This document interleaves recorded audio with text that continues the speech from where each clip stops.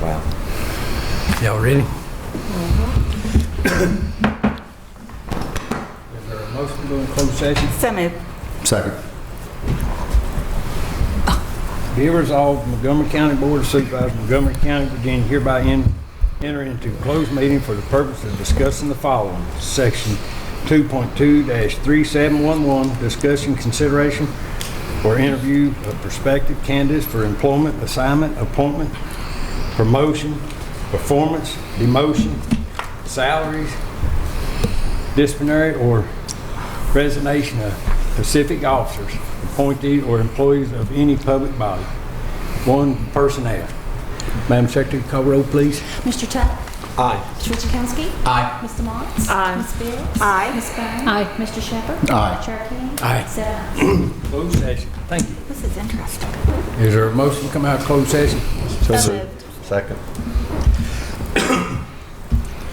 Whereas the Board of Supervisors of Montgomery County convey a closed meeting on the date pursuant to affirmative recorded vote in accordance with the provision of the Virginia Freedom of Information Act, and whereas Section 2.2-3711 of the Code of Virginia requires a certification by the board that such closed meeting was conducted in conformity with the Virginia laws.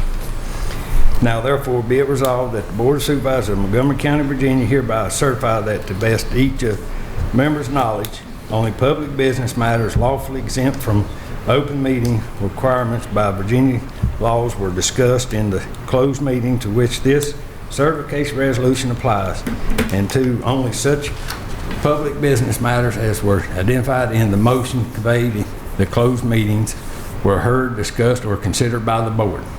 Madam Secretary, call roll, please. Mr. Motts? Aye. Ms. Biggs? Aye. Ms. Byrne? Aye. Mr. Shepherd? Aye. Mr. Tuck? Aye. Mr. Richikowski? Aye. Chair King? Aye. 7 ayes. We will be in recess till 15 after 7. Thank y'all. Call this meeting back to order. We'll start off with an invocation and a pledge of allegiance, and I'll turn it over to the county administrator.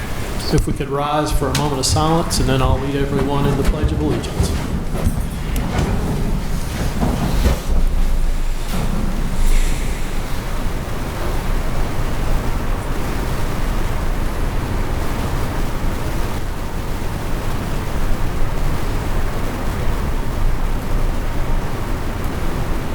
Let us pledge, please. Pledge allegiance to the flag of the United States of America and to the republic for which it stands, one nation, under God, indivisible, with liberty and justice for all. Thank you very much. You may be seated. Thank you, sir.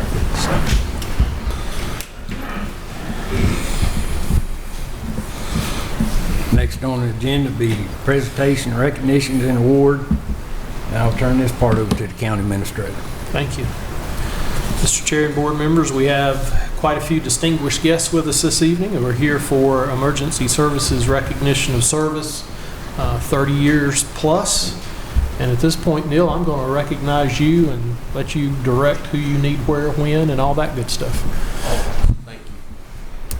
Good evening. This is our fourth annual opportunity that we've had to recognize the men and women who volunteer in emergency services throughout Montgomery County.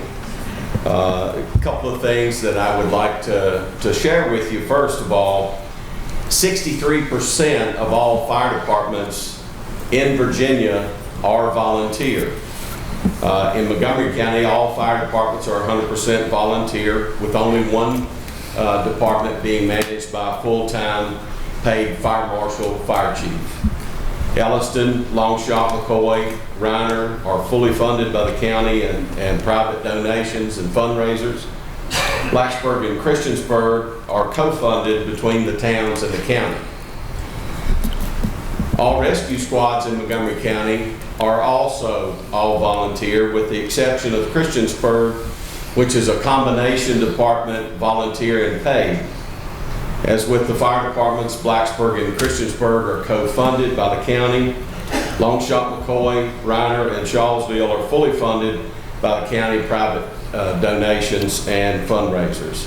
The Virginia Tech Rescue Squad is funded through the university and receives a portion of the license tag fee distributed by the county each year.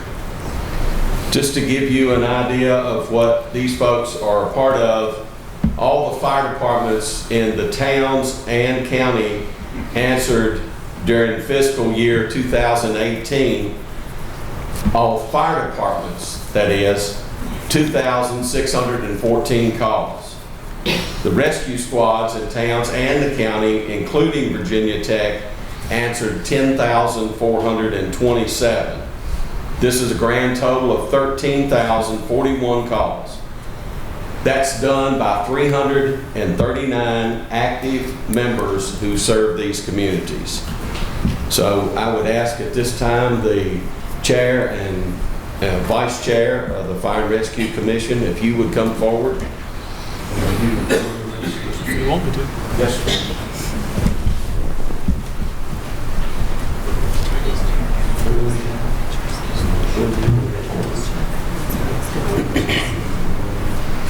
Yeah. And if you would, as you're recognized, like to ask each of the members that are to be recognized to come forward. And I have a few things to say about each of you. I've already been warned. They will be kind remarks, I'll assure you. The first to be recognized is Randall Festus Estes, 30 years with the Reiner Volunteer Fire Department. Randall served as engineer. He has been awarded fireman answering the most calls on numerous times. And Randall can most always be counted on when the alarm goes off. He's headed that way.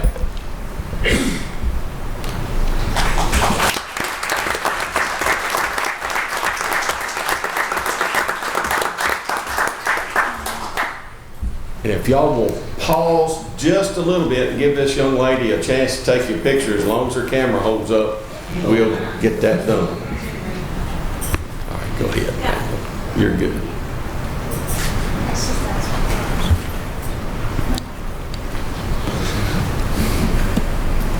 Next is Gary Francis, 30 years of service, Reiner Volunteer Fire Department.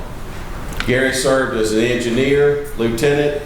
He's past president of the Southwest Virginia Firefighters Association and is currently a life member of the Reiner Department.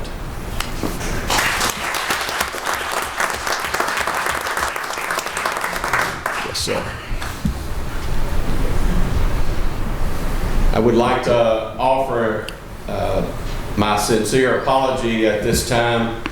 There will be several members of the Christiansburg Rescue Squad that will be recognized for 30 or more years of service who were not notified by their department until today and were unable to be here. I do apologize for that happening. The first is Matthew Allen Carroll. Matt spent 34 years of service with Christiansburg Rescue, served as a second lieutenant, captain, life member, and was on multiple vehicle committees.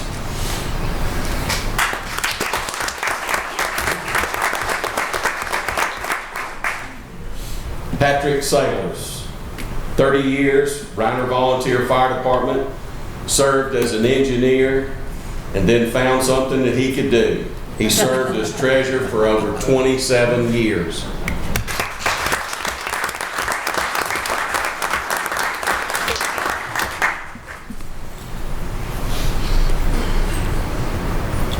Next is Mike Moles, 35 years of service with Reiner Volunteer Fire Department. Served as an engineer, lieutenant, captain, and chief. Past president of the Southwest Firefighters Association, life member of Reiner Fire Department, and serves on the legislative committee for the Virginia Firefighters Association.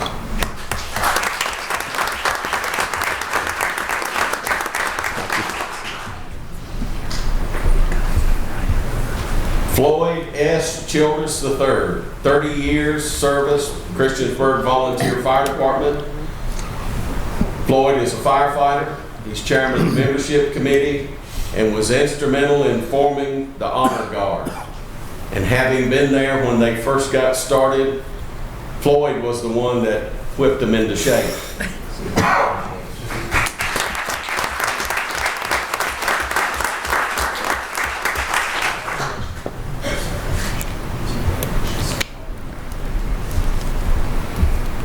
Jerry Crawford, 34 years, Christiansburg Rescue Squad. Jerry served as sergeant and now is a life member of the squad.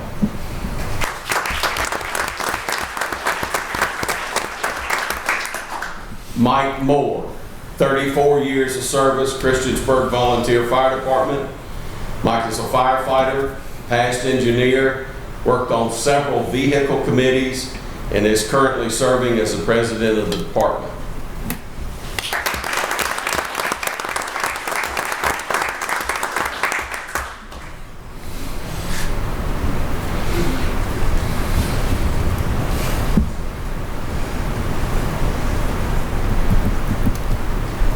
David Roll-On Akers.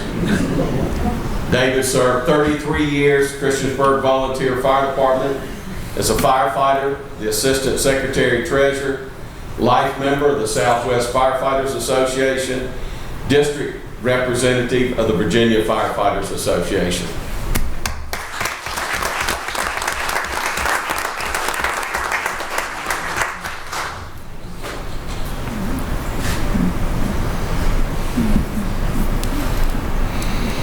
Next is Bobby Souter, 33 years, Christiansburg Volunteer Fire Department, and Bobby serves as a firefighter.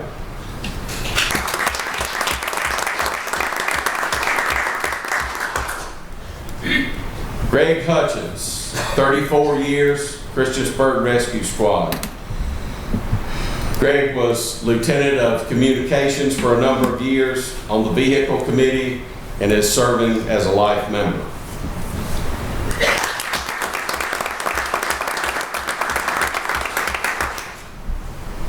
Alan Shaw, 31 years, Christiansburg Volunteer Fire Department.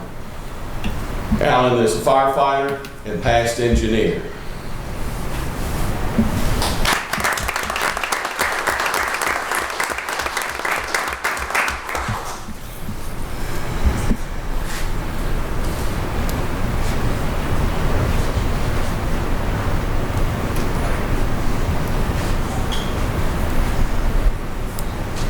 Frank Wright, 30 years, Christiansburg Volunteer Fire Department.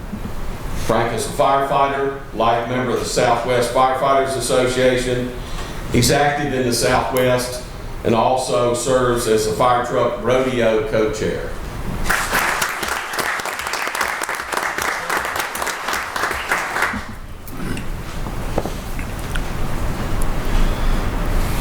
Doug, I've got a T-Time Williams, 30 years with the Longshot McCoy Fire Rescue Department, served as Lieutenant, Supply Sergeant, and President.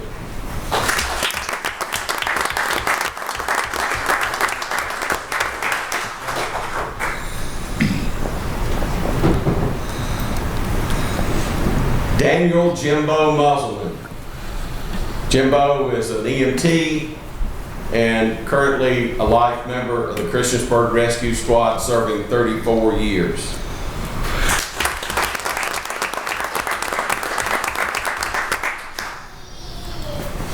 David Lucas, 30 years, Longshot McCoy Volunteer Fire and Rescue, served as lieutenant.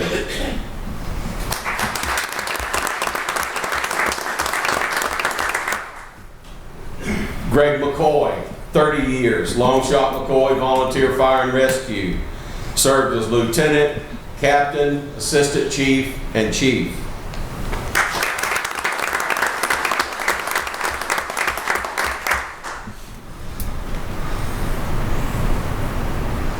Bruce Shepard, 50 years, Blacksburg Volunteer Rescue Squad and Blacksburg Fire Department. He's been a member about the time I was born. Bruce has served as president and is currently serving as vice president of the fire department.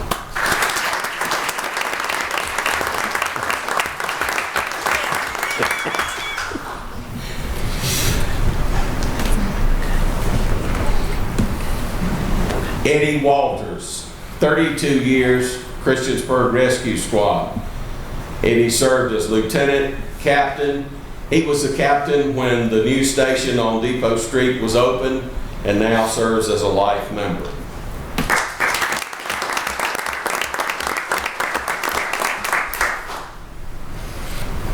Benny G. Simmers, 50 years of service, Blacksburg Volunteer Fire Department and Blacksburg Rescue Squad. Benny served as treasurer for many, many years.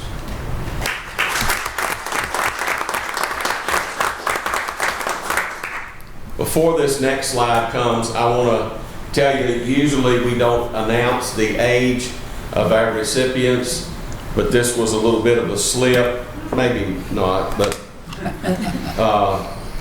Wayne Garst, 35 years, Blacksburg Volunteer Fire Department, served as lieutenant, currently serves as a fire code official.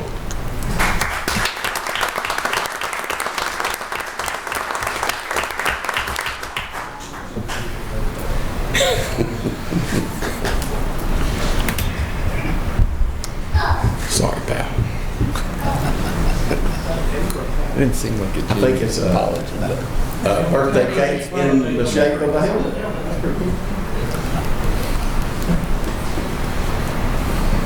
John Cromer, 35 years, Blacksburg Volunteer Fire Department.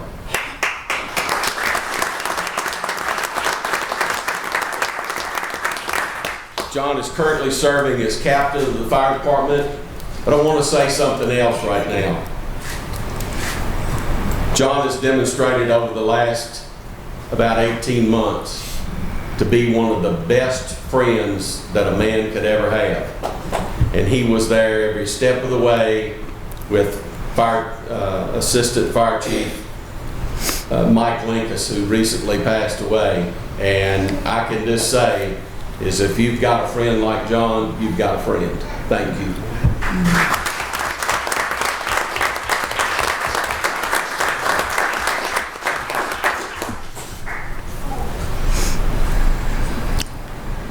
Sam Bishop, 31 years, Christiansburg Rescue Squad. Sam served as first lieutenant, now serves as a life member.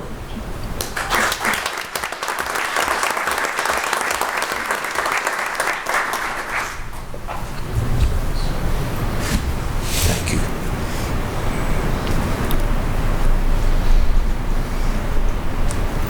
you. Mark Craven, 35 years, Blacksburg Volunteer Fire Department. Mark served as a lieutenant.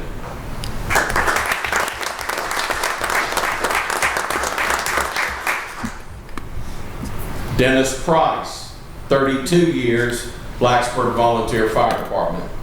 He served as captain.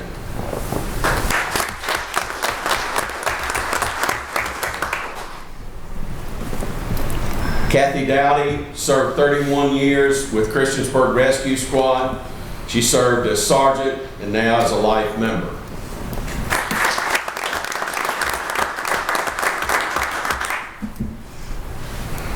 Randall K. Papa Smith, 33 years, Blacksburg Volunteer Fire Department, currently serving as communications officer.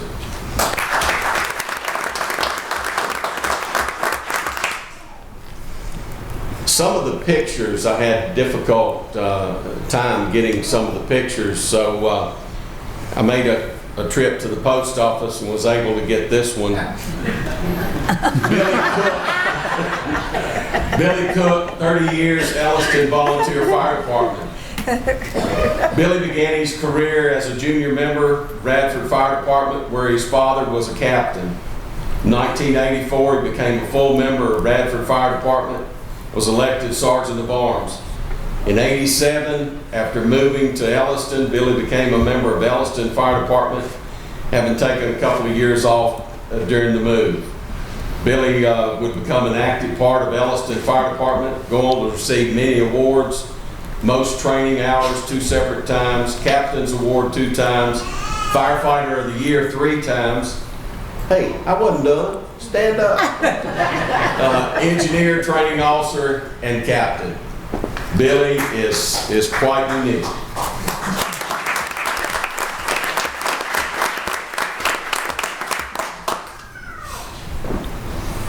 Next is Dr. Richard Hirsch.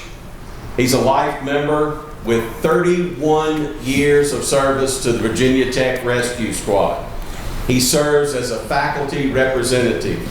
And if there's something going on at Tech Rescue, Dr. Hirsch is in the middle of it and loves every second.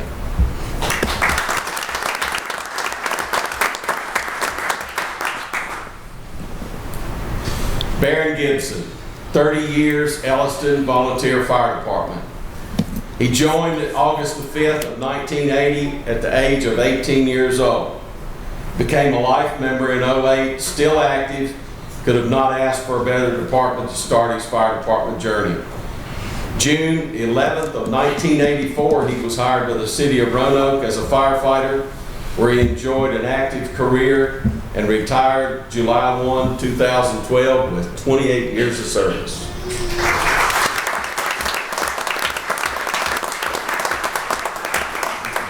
Baron told me that the most exciting part of firefighting was going through the door with a nozzle and beating the beast. Some interesting facts that I want to share with you. Previously, we recognized people with 50 years of service, and that accounted for 1,355 years. Then we counted the 40 years of service, and that was 1,319 years. At 35 years of service, we were at 895, and tonight, with 30 years of service, 1,001 years of service, for a grand total of 4,570 years of volunteer service. So based on today's standard, an average salary of 50 years across, of $50,000 across these years is a total of $228,500,000 savings to the county and to the two towns.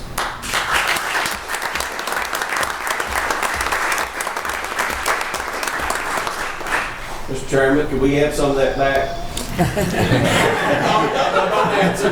Don't answer. Don't want me answering. No, quick answers are not good answers usually. I'd like to congratulate each of you that serve. Thank you for your time and your talents. Bill Brown, 4 years ago, came to the Fire and Rescue Commission as our liaison from the board. And he said, guys, you have to do something to recognize the people who have dedicated all these years of service. You have to do it now. And he initiated that with Craig, who is always on board with what we're doing in emergency services.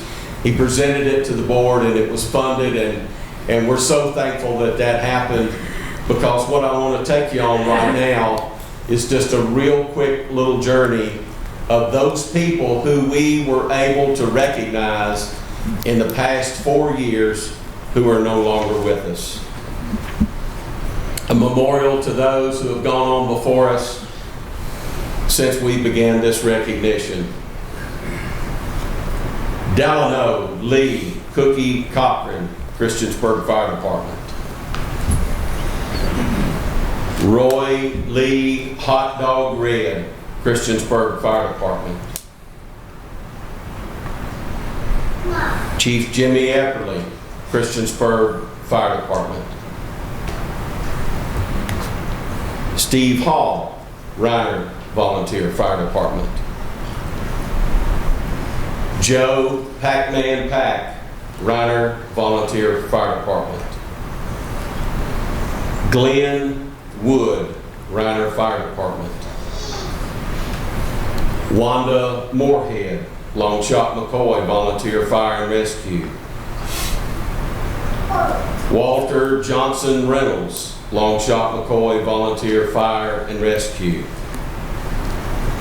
Robert C. Bob Carner Sr., Longshot McCoy Volunteer Fire and Rescue. W. Scott Weaver, Christiansburg Volunteer Rescue Squad. Ralph W. Reed, Christiansburg Volunteer Rescue Squad.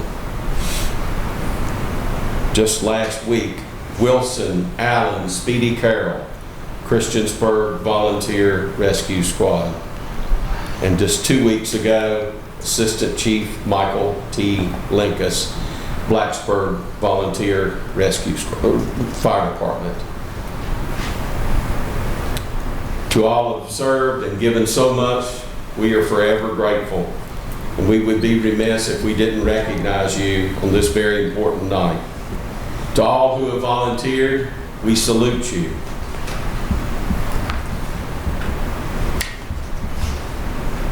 Thank you for your service, for attending this important recognition. God bless you all for many years more to come.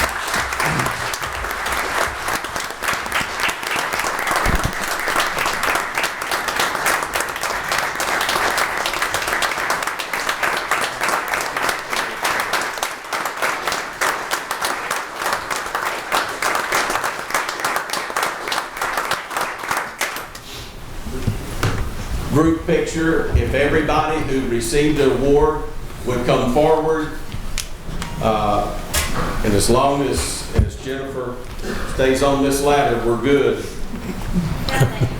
Stand up back here. Stay back here. Yeah, we don't stay. You guys, Can y'all? You want us to stand up right here? Do you want us to stand here or go down there, Jen? Why don't you stand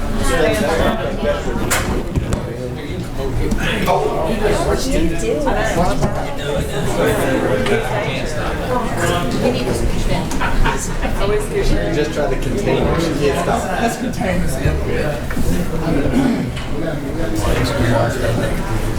She's saying become friendly.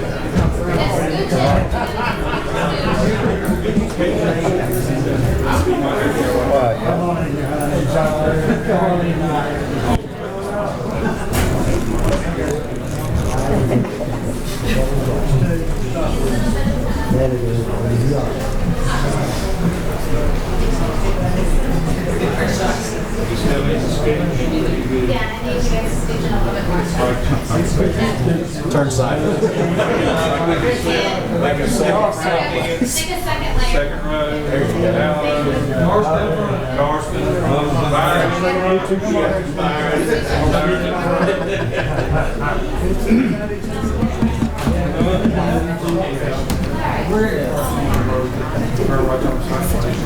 I'm so close to having you guys.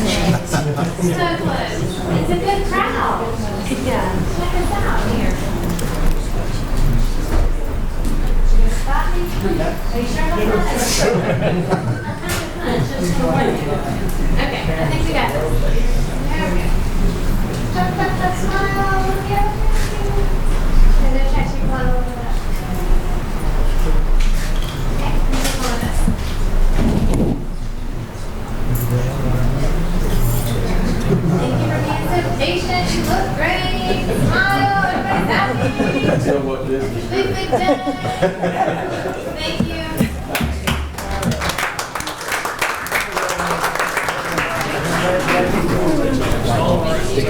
Stick around for a while.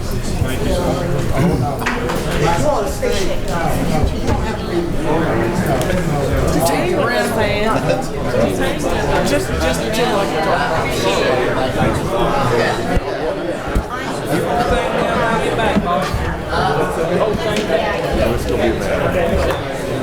Thank you,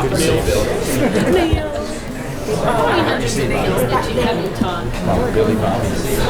Thousand? It must be thousands, actually. Yeah.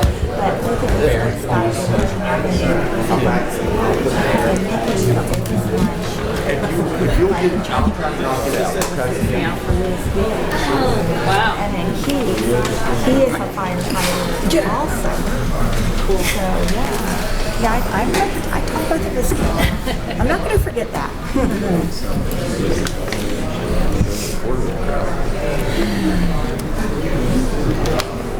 Wow, that was really cool. it's always a highlight of the year. That was a really good way And to Ralph start. Reed's wife was secretary at our school, so yeah, you know, all these real connections to everybody.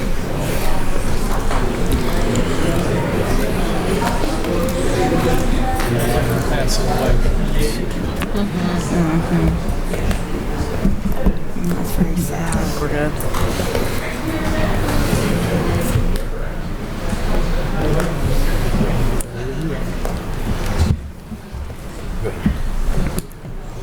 Mr. Chair, we'll resume with our agenda under presentations, recognitions, and awards. And the next presentation is from David Clark with Virginia Department of Transportation.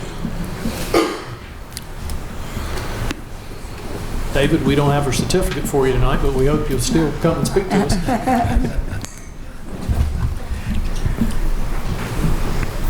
That's quite all right. It was great to see all of that, and Absolutely. of course, Virginia Department of Transportation being somewhat of an emergency response thing at times, works very closely with a lot of those guys, and a lot of our employees are volunteers, as a matter of fact.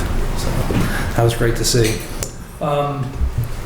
I'll go through just a couple of maintenance things. We started a new fiscal year, July 1, and so we are trying to do a little bit of everything right now, it being summertime, the weather fairly well cooperating, except for a few storms where we've had to do some emergency pipe and washout work, but machining a lot of the gravel roads. I'm not going to get into all of those. We've worked on a major pipe sleeving project. We sleeved an 80-foot pipe culvert with steel pipe. It was about an 8-day project out in McCoy.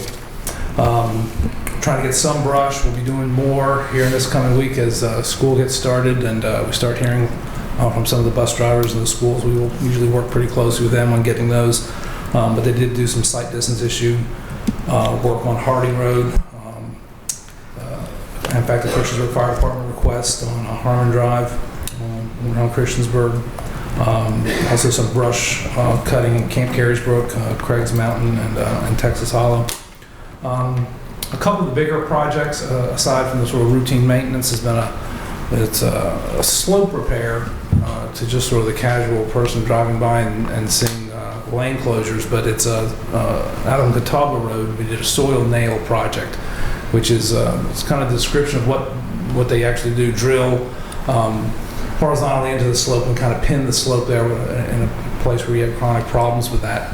That was a fairly small one on Catawba Road. We're getting ready to do a very large one on Interstate 81. If you've been on 81 coming southbound, right around mile 126, we noticed some cracking in the slope. That's an old section of 81. It's not one of those new sections, but we're getting ready to do a project there, major soil nail project that will keep that slide from coming out into 81. We'll be able to do that and still keep the 3 lanes open, but it's going to take some work. You'll see some barricades going up in there, some rockfall barricade work. We will narrow the lanes and shift them slightly, but we'll be able to keep the 3 lanes coming up. It's right there just before you get to the top of that what used to be the first 3-lane section. So that's going to take quite a while until you'll start seeing something in a couple weeks there. Something very similar to that, another soil nail project that we're going to do, again, small in scale compared to that one on 81, will be on Ellett Road, coming out of Christiansburg near Cambria Street, the one that goes down into the valley. There's a curvy section just before you get to the bottom where the guardrail is actually dropped to ineffective height, and the drop off there between the guardrail. It's not what we'd like to see, so we're going to take that guardrail out, build the slope up, put the guardrail back, and that's going to be happening here in the next few weeks. The secondary 6-year road plan project that's ongoing is Sydney Church Road. That's the second half of Sydney Church. It's a 2-mile road. We did the first mile a year or so ago, and working on that. It's under contract now, that second section of that.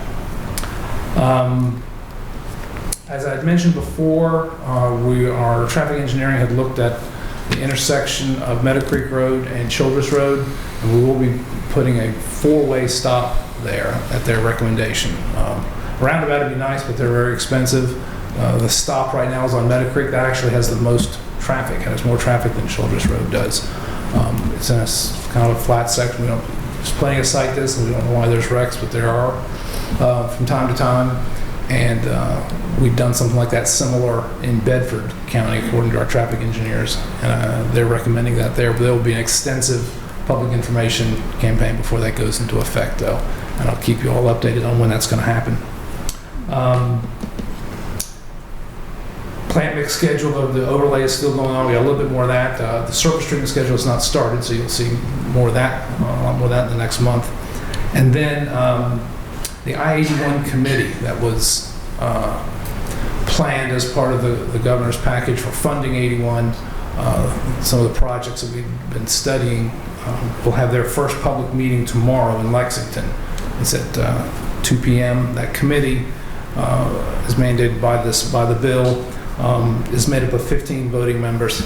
7 of those are delegates or senators. You got the 3 Commonwealth Transportation Board members are also on that. The Commonwealth Transportation Board for the Salem District is Ray Smoot. Some of you may know, he's a local resident. And then you've got the 5 chairs of the PDCs, the Planning District Commissions that are along the I-81 corridor.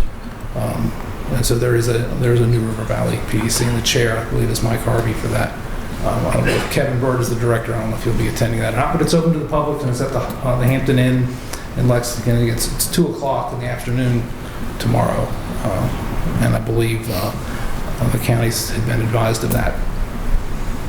That's all I have on as far as updates, but I'd be glad to take any questions. Supervisor Shepherd.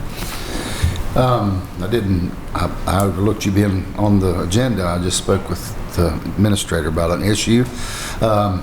You did a lot of overlay, filling potholes and stuff in District E. You actually did some on Sterling that we had requested. I was just talking to one of the guys on the rescue squad, and he said that you stopped short of going to the end. You went to the old part, and it was redeveloped after that, and another cul-de-sac put in. And Sterling? Yeah, and he seems to think that's that it's been, that VDOT took it over. Okay. Because it's up to standards, but that's him talking. Okay. But it's not it's in bad shape. It's like it's cracked and grass is growing through it, and I think it was asphalt maybe at one time when they first did it. So if you could just take a look at that. Okay. That's all I have. Supervisor Bone. A couple of things. You all did a speed study on Lester's Gate near Harding Road earlier this year. I think it's that part of Lester's Gate is very time sensitive to the time of year. We find that there's a lot of speeding demons on Lester's Gate right when spring springs. I was wondering how soon could we have another spring speed study? Do we have to wait a year or two? Probably at least a year they want to before they look at that again. And I don't know what the date of the last one was, but I can find out. Okay. And then on our tour, we toured or drove down Taylor Hollow Road. Can you give us any update about that? The bridge, what's now a low water bridge, we've been in contact with a company, Permatile, who does their supplier work for us. We're working on the design for that was added to the 6-year plan. The question now is a little bit of logistics. Do we do the entire road as one project? Do we do the bridge as another project? We do the bridge first. One of the controlling factors is getting the equipment and the pieces down there because of the curve in that road. So we're working on that right now.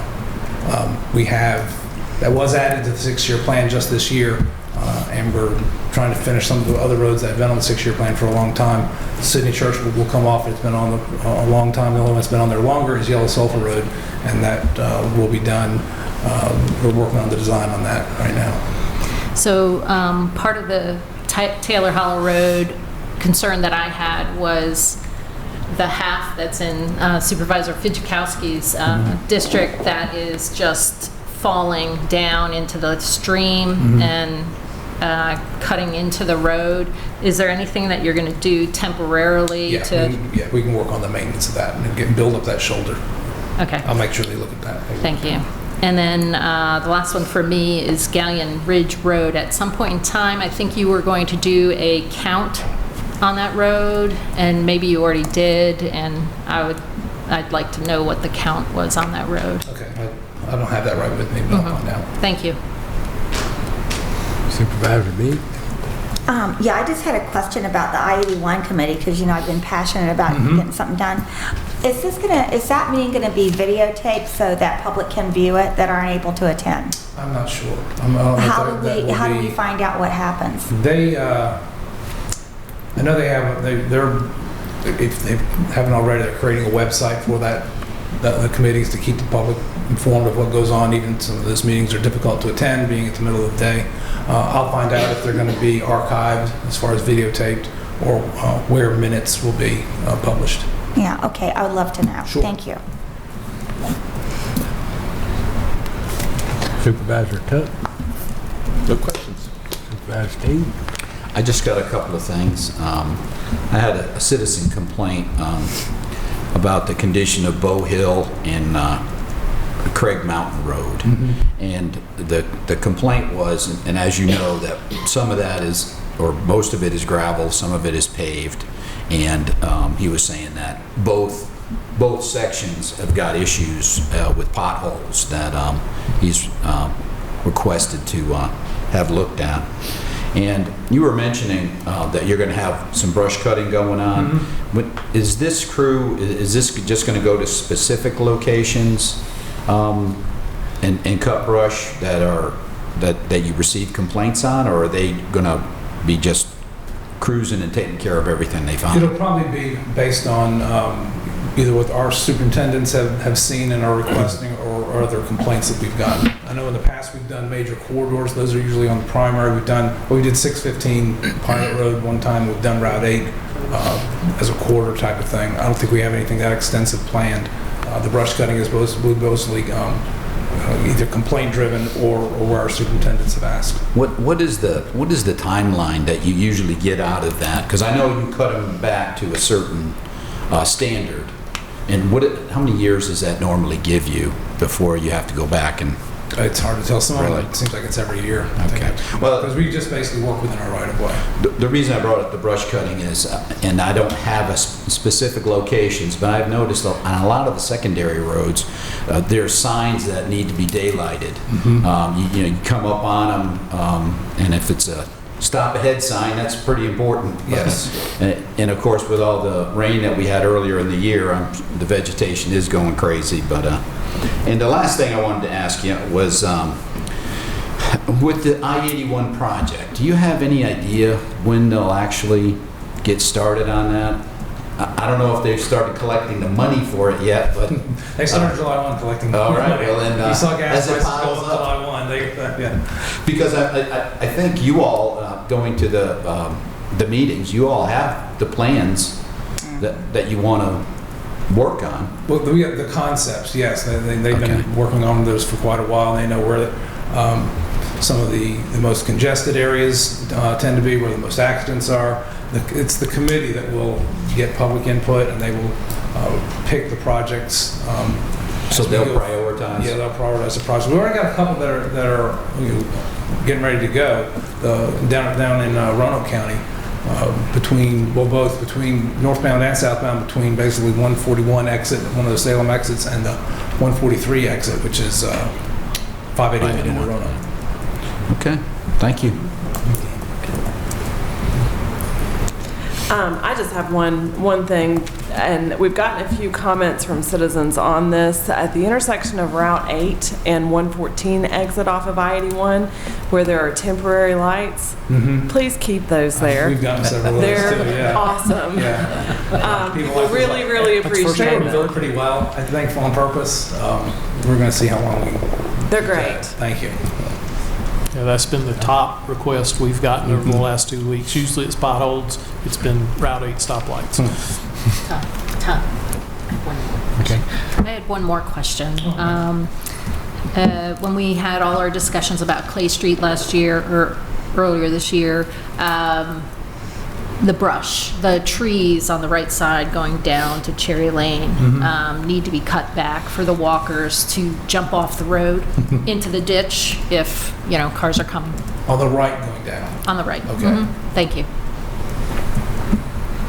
Anybody have anything else? Thank you very much, sir. All right. Thank you all.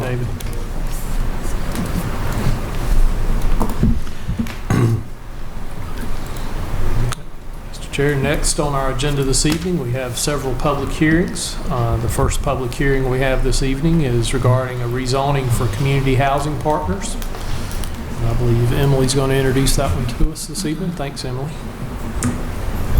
You're welcome. Good evening. I think this is all right. Okay. As Craig mentioned, this public hearing is for a project from Community Housing Partners, multiple parcels that are in their ownership and located here, just off of Merrimack Road, and this would be how I describe it towards the Blacksburg end of Merrimack Road. It is zoned, the parcels are all zoned A1. The request is to go to an R3. The subject parcels are shown here in the mustard color just to call them out, but as you can see, everything in the area is zoned A1. The request is for R3, and that is with conditions, so a maximum of 70 units. They've proffered a layout that shows public streets and pedestrian sidewalks. This concept plan is the general layout for the project. You can see there's an entrance here on Merrimack Road. You can also see the street network, which includes a stub. This area that is shown in green is shown to be preserved open space. And this little triangle piece at the bottom is sort of an outlier. It is mostly impacted by the floodplain and more than likely could only ever have one home, if any. They have not done the flood study. Should the application be approved, they will. If it is all flood way, then it will just become part of that green open space there. If it does have any buildable area on it, they may put a unit there that would have its own driveway on Merrimack and would be separate from the larger subdivision.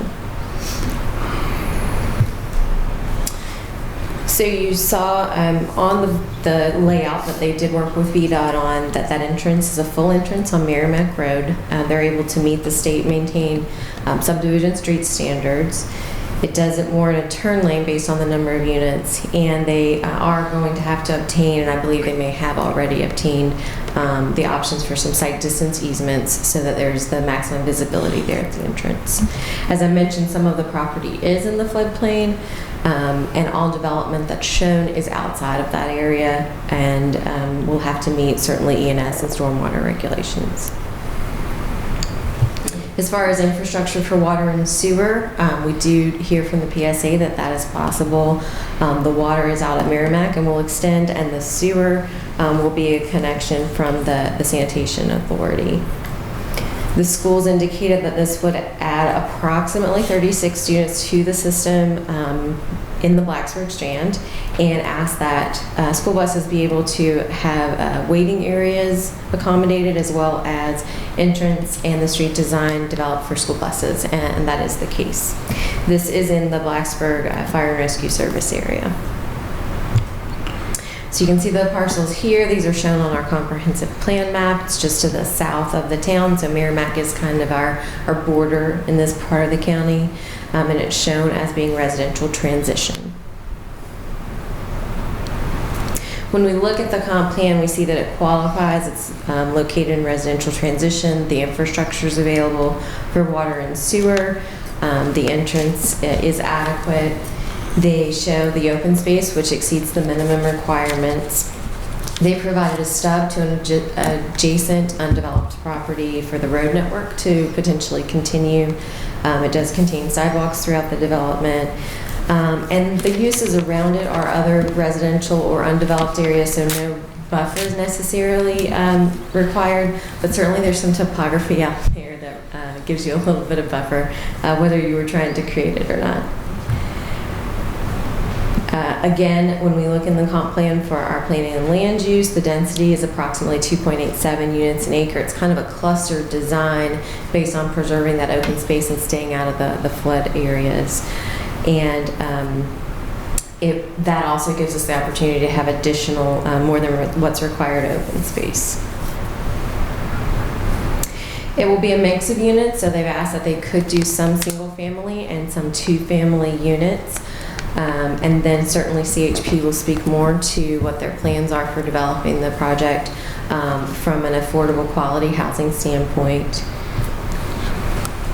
And the statements that we just covered are the ones that are identified as 15221 and 11. So when we did the analysis and were able to look at the infrastructure being provided, being adequate, as well as showing some future connectivity, staying outside of the environmentally sensitive area. One of the items whenever we have open space, we look to have a homeowners association established for perpetual maintenance. Right now, CHP is not certain if that would be the case or if they would keep that, and that would just be purely to potentially keep costs down. So homeowners association and dues are not necessarily something that they're looking to have for the project, so they may be the entity that cares for the open space. And that's just something that came up as part of our review. So certainly this residential transition request from A1 to R3 is in conformance with the comprehensive plan. As you noted in your packet, we had a Planning Commission public hearing in July. We had 4 speakers. 3 were there for the application. 1 was accidentally there for the wrong application. So we've since helped that citizen. But 2 citizens spoke about traffic on Merrimack and talked about how though the posted speed is lower, people do travel faster. That item came up and the commission spoke to while this will increase volume, certainly, you know, it doesn't necessarily mean that it's going to increase people's speeds and things like that. There was another gentleman who spoke and had concerns that there may be more floodplain on the property than was shown, but the engineer was available and did show what they were able to delineate in the field. So he shared some more details on that. The vote was 7-0 with 2 members absent. To recommend to you all approval with the proffered conditions, and that includes the layout, the maximum of 70 units being a mixture of single family or duplex, and that those roadways will be built to VDOT standards and maintained by VDOT, and that pedestrian walkways be provided, again, meeting VDOT standards. That's all I have for you this evening. The owner and their agent are both here and would like to speak once my time is over.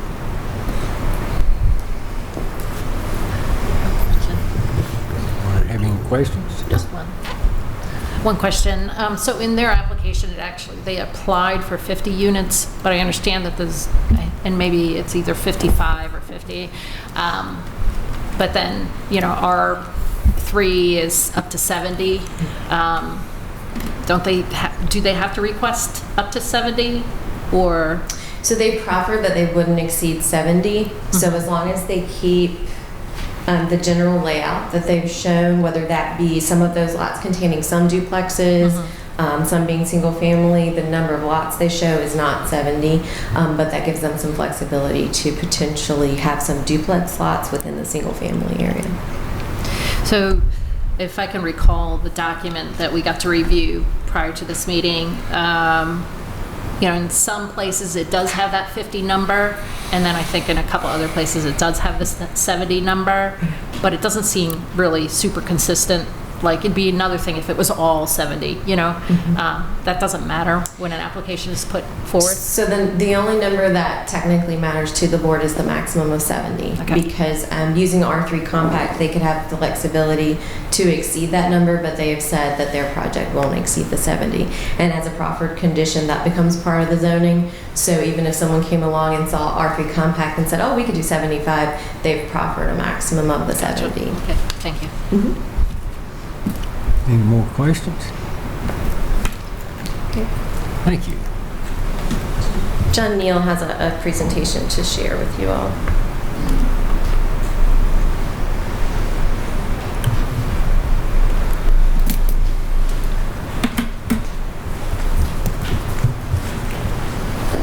Good evening, Mr. Chair, members of the board. I appreciate your time this evening.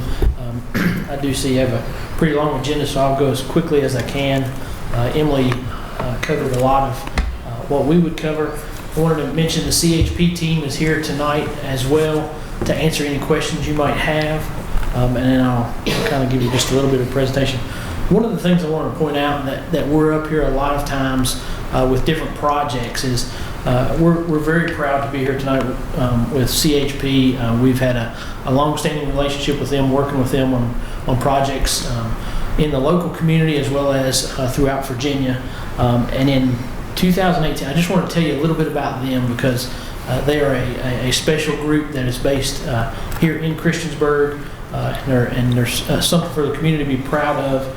In 2018, they invested over $48 million in homes that meet green standards.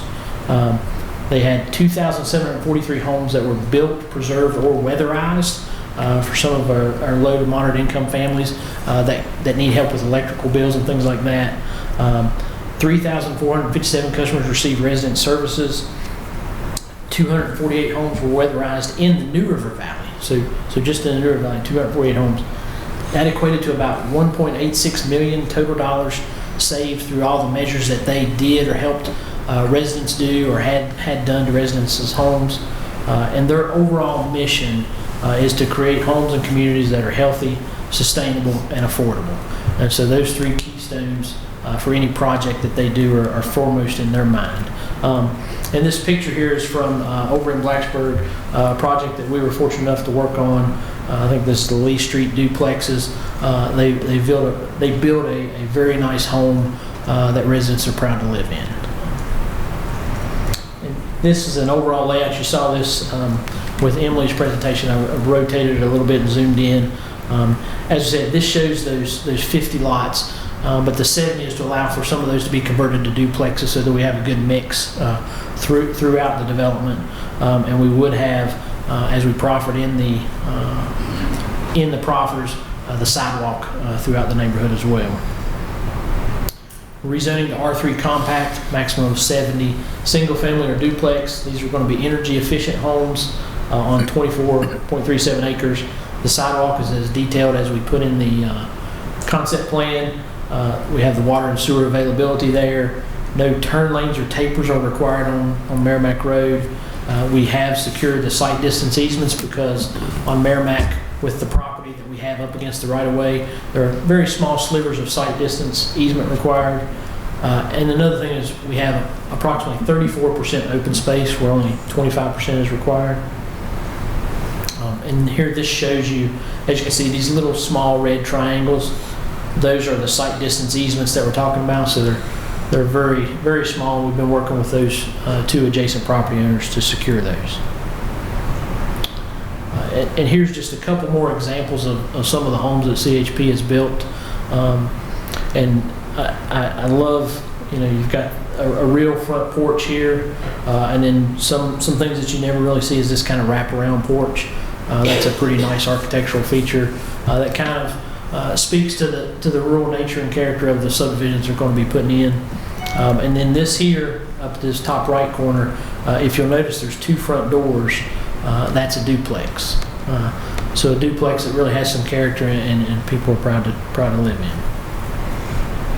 And thank you for your time this evening. As I said, I'll be quick. The CHP team is here to answer any questions you have. I don't know if you want to get up and say anything at all or not about CHP.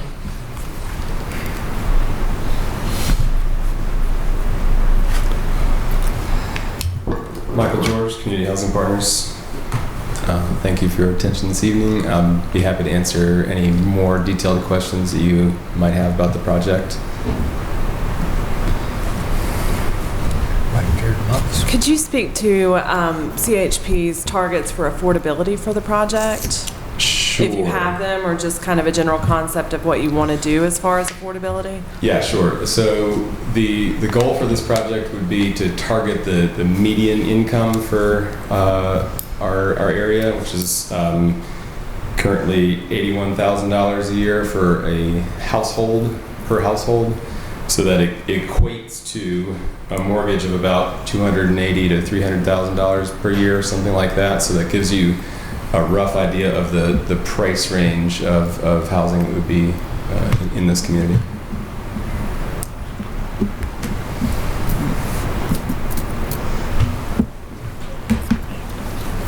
Do you have any questions? I have a bunch of questions. Sure. in no particular order at this point in time. Sidewalks, I know you mentioned sidewalks within the development, but will there be any sidewalks along Merrimack Road? That's outside the scope of our property. Okay. And then there was mention of a bus waiting area. I didn't see that on the map, or was it there and I just didn't see it? Where we're rezoning to R3 compact and we're in general conformance, and we'll kind of site specifically situate that depending on the grading of the road. Okay.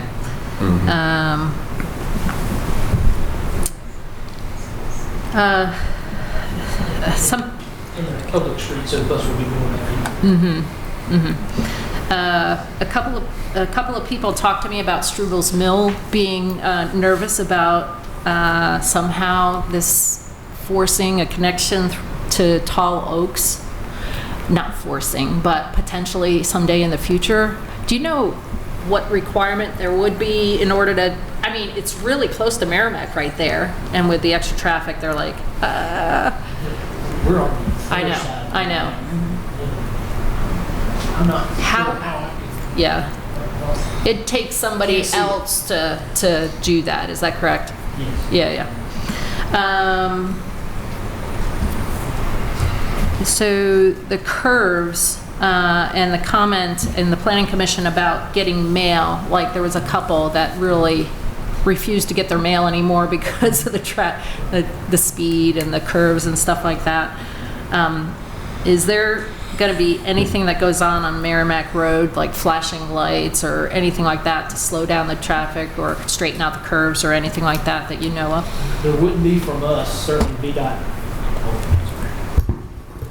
There wouldn't be from us. Certainly VDOT may have plans that we don't know about in the future. Our entrance and our proposed density development don't require any tapers or turn lanes. So we're a pretty low volume user of Merrimack Road, and the impact it would be relatively minimal. Okay. You talked about not having a homeowners association. I know the town of Blacksburg requires for affordable home complexes to have HOAs or maintenance agreements or something like that to make sure that the quality of the homes stay at a certain level instead of becoming a slum or something like that. You know, that's kind of a crude term, but do you plan on having any type of agreement with the homeowners so that they have a certain standard? Well, as the sole developer of the project, the standards would be controlled on the front end by us, and then, you know, moving forward, the main item in this development that would require an HOA, other than property maintenance, could be the green space. So that's something we're going to explore with the county further on how to maintain that going forward. But one of the things we want to avoid is, if at all possible, creating unnecessary expenses that just push the affordability of these homes further away from the target audience. So HOA dues would be an example of something that we would try to avoid if possible. But over time, decades, the quality of the, you know, maintenance will vary throughout the neighborhood, and there will be no standard or expectation for the homeowners. Is that correct? As it would be in any existing neighborhood without an HOA, sure. Mm-hmm. And then you mentioned energy efficient. Is it going to be Earthcraft certified or anything like that? CHP's got enough experience at this point in construction, and through our Energy Solutions division, we actually train internationally on that sort of thing. And our goal for this would be to, again, produce energy efficient housing that's to our standard, but not to overlay additional expenses on the project, such as official certifications. The houses we build meet or exceed Earthcraft standards, whether we pay for the stamp or not. So that's the intent there. And then lastly, the question about affordability. You know, HUD qualifies affordability at a certain level, and you're talking about median income.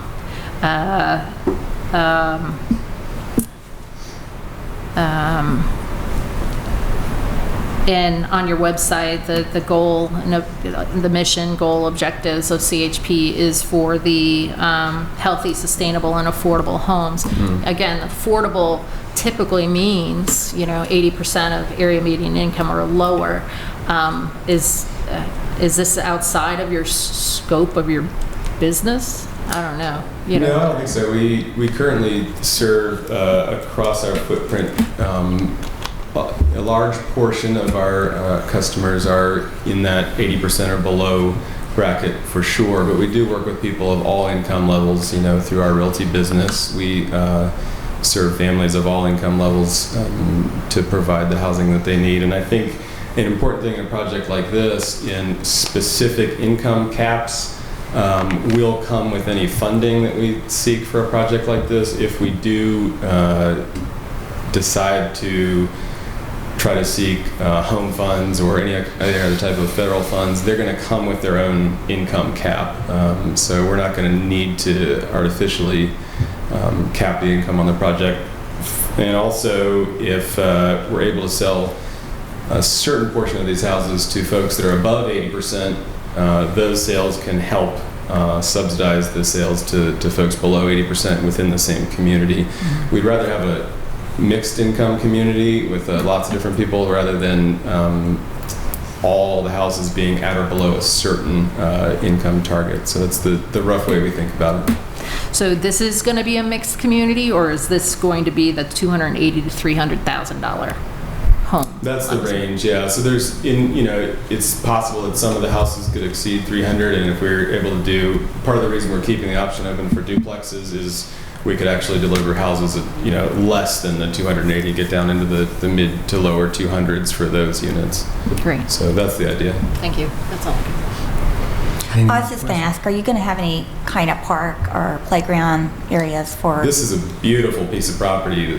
Strubles Creek, actually, we have a lot of stream frontage on Strubles Creek that goes through the property that'll be accessible to the residents. So I think they're more or less going to be living in a park. Okay, that's good. Thank you. Thank you. Sure. Thank you. We didn't have anyone, Mr. Chair, we didn't have anyone sign up for this public hearing this evening. Yeah. If nobody signed up, if anybody would like to step forward, please step forward, state your name and address, and you have 5 minutes.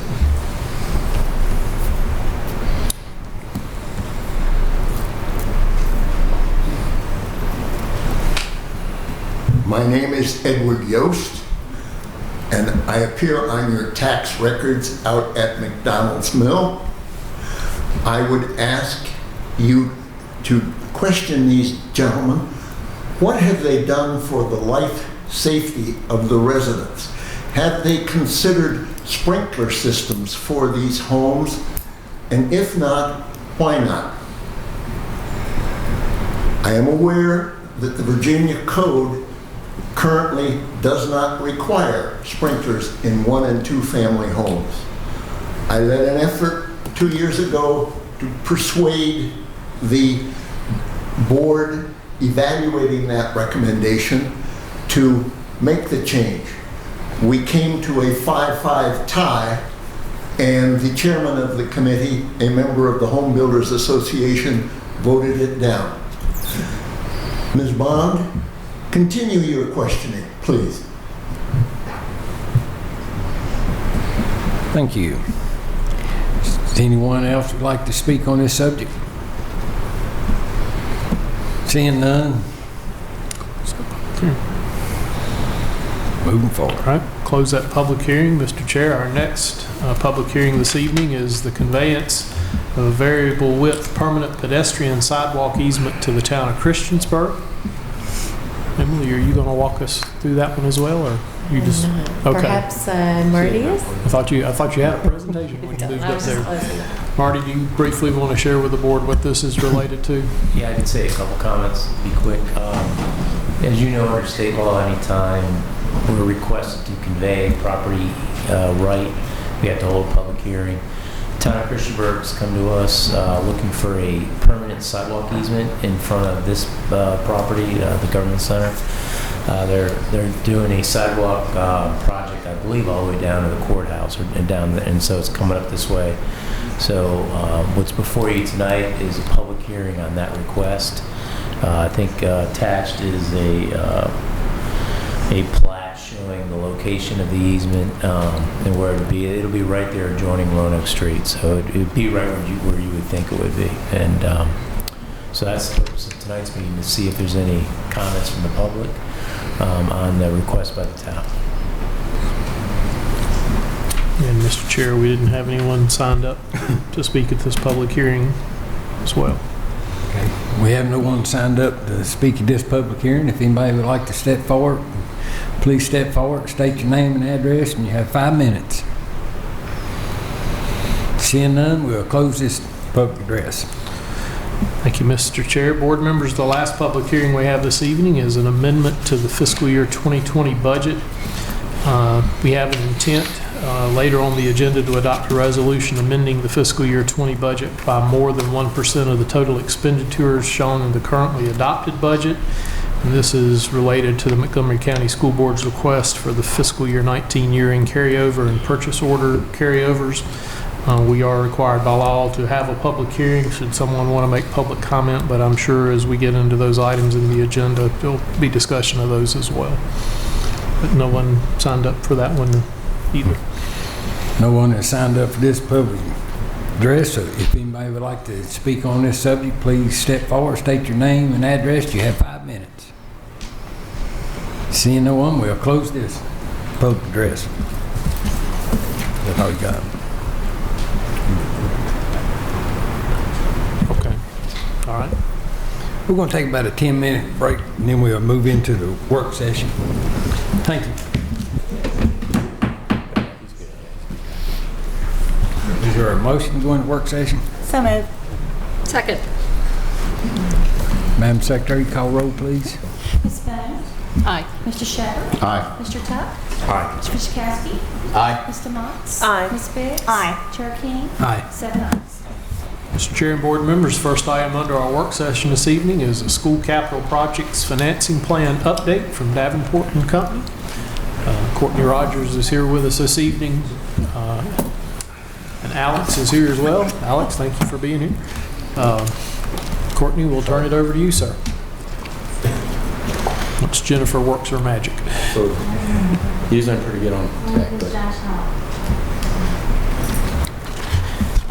thanks, Greg. Good evening, everybody.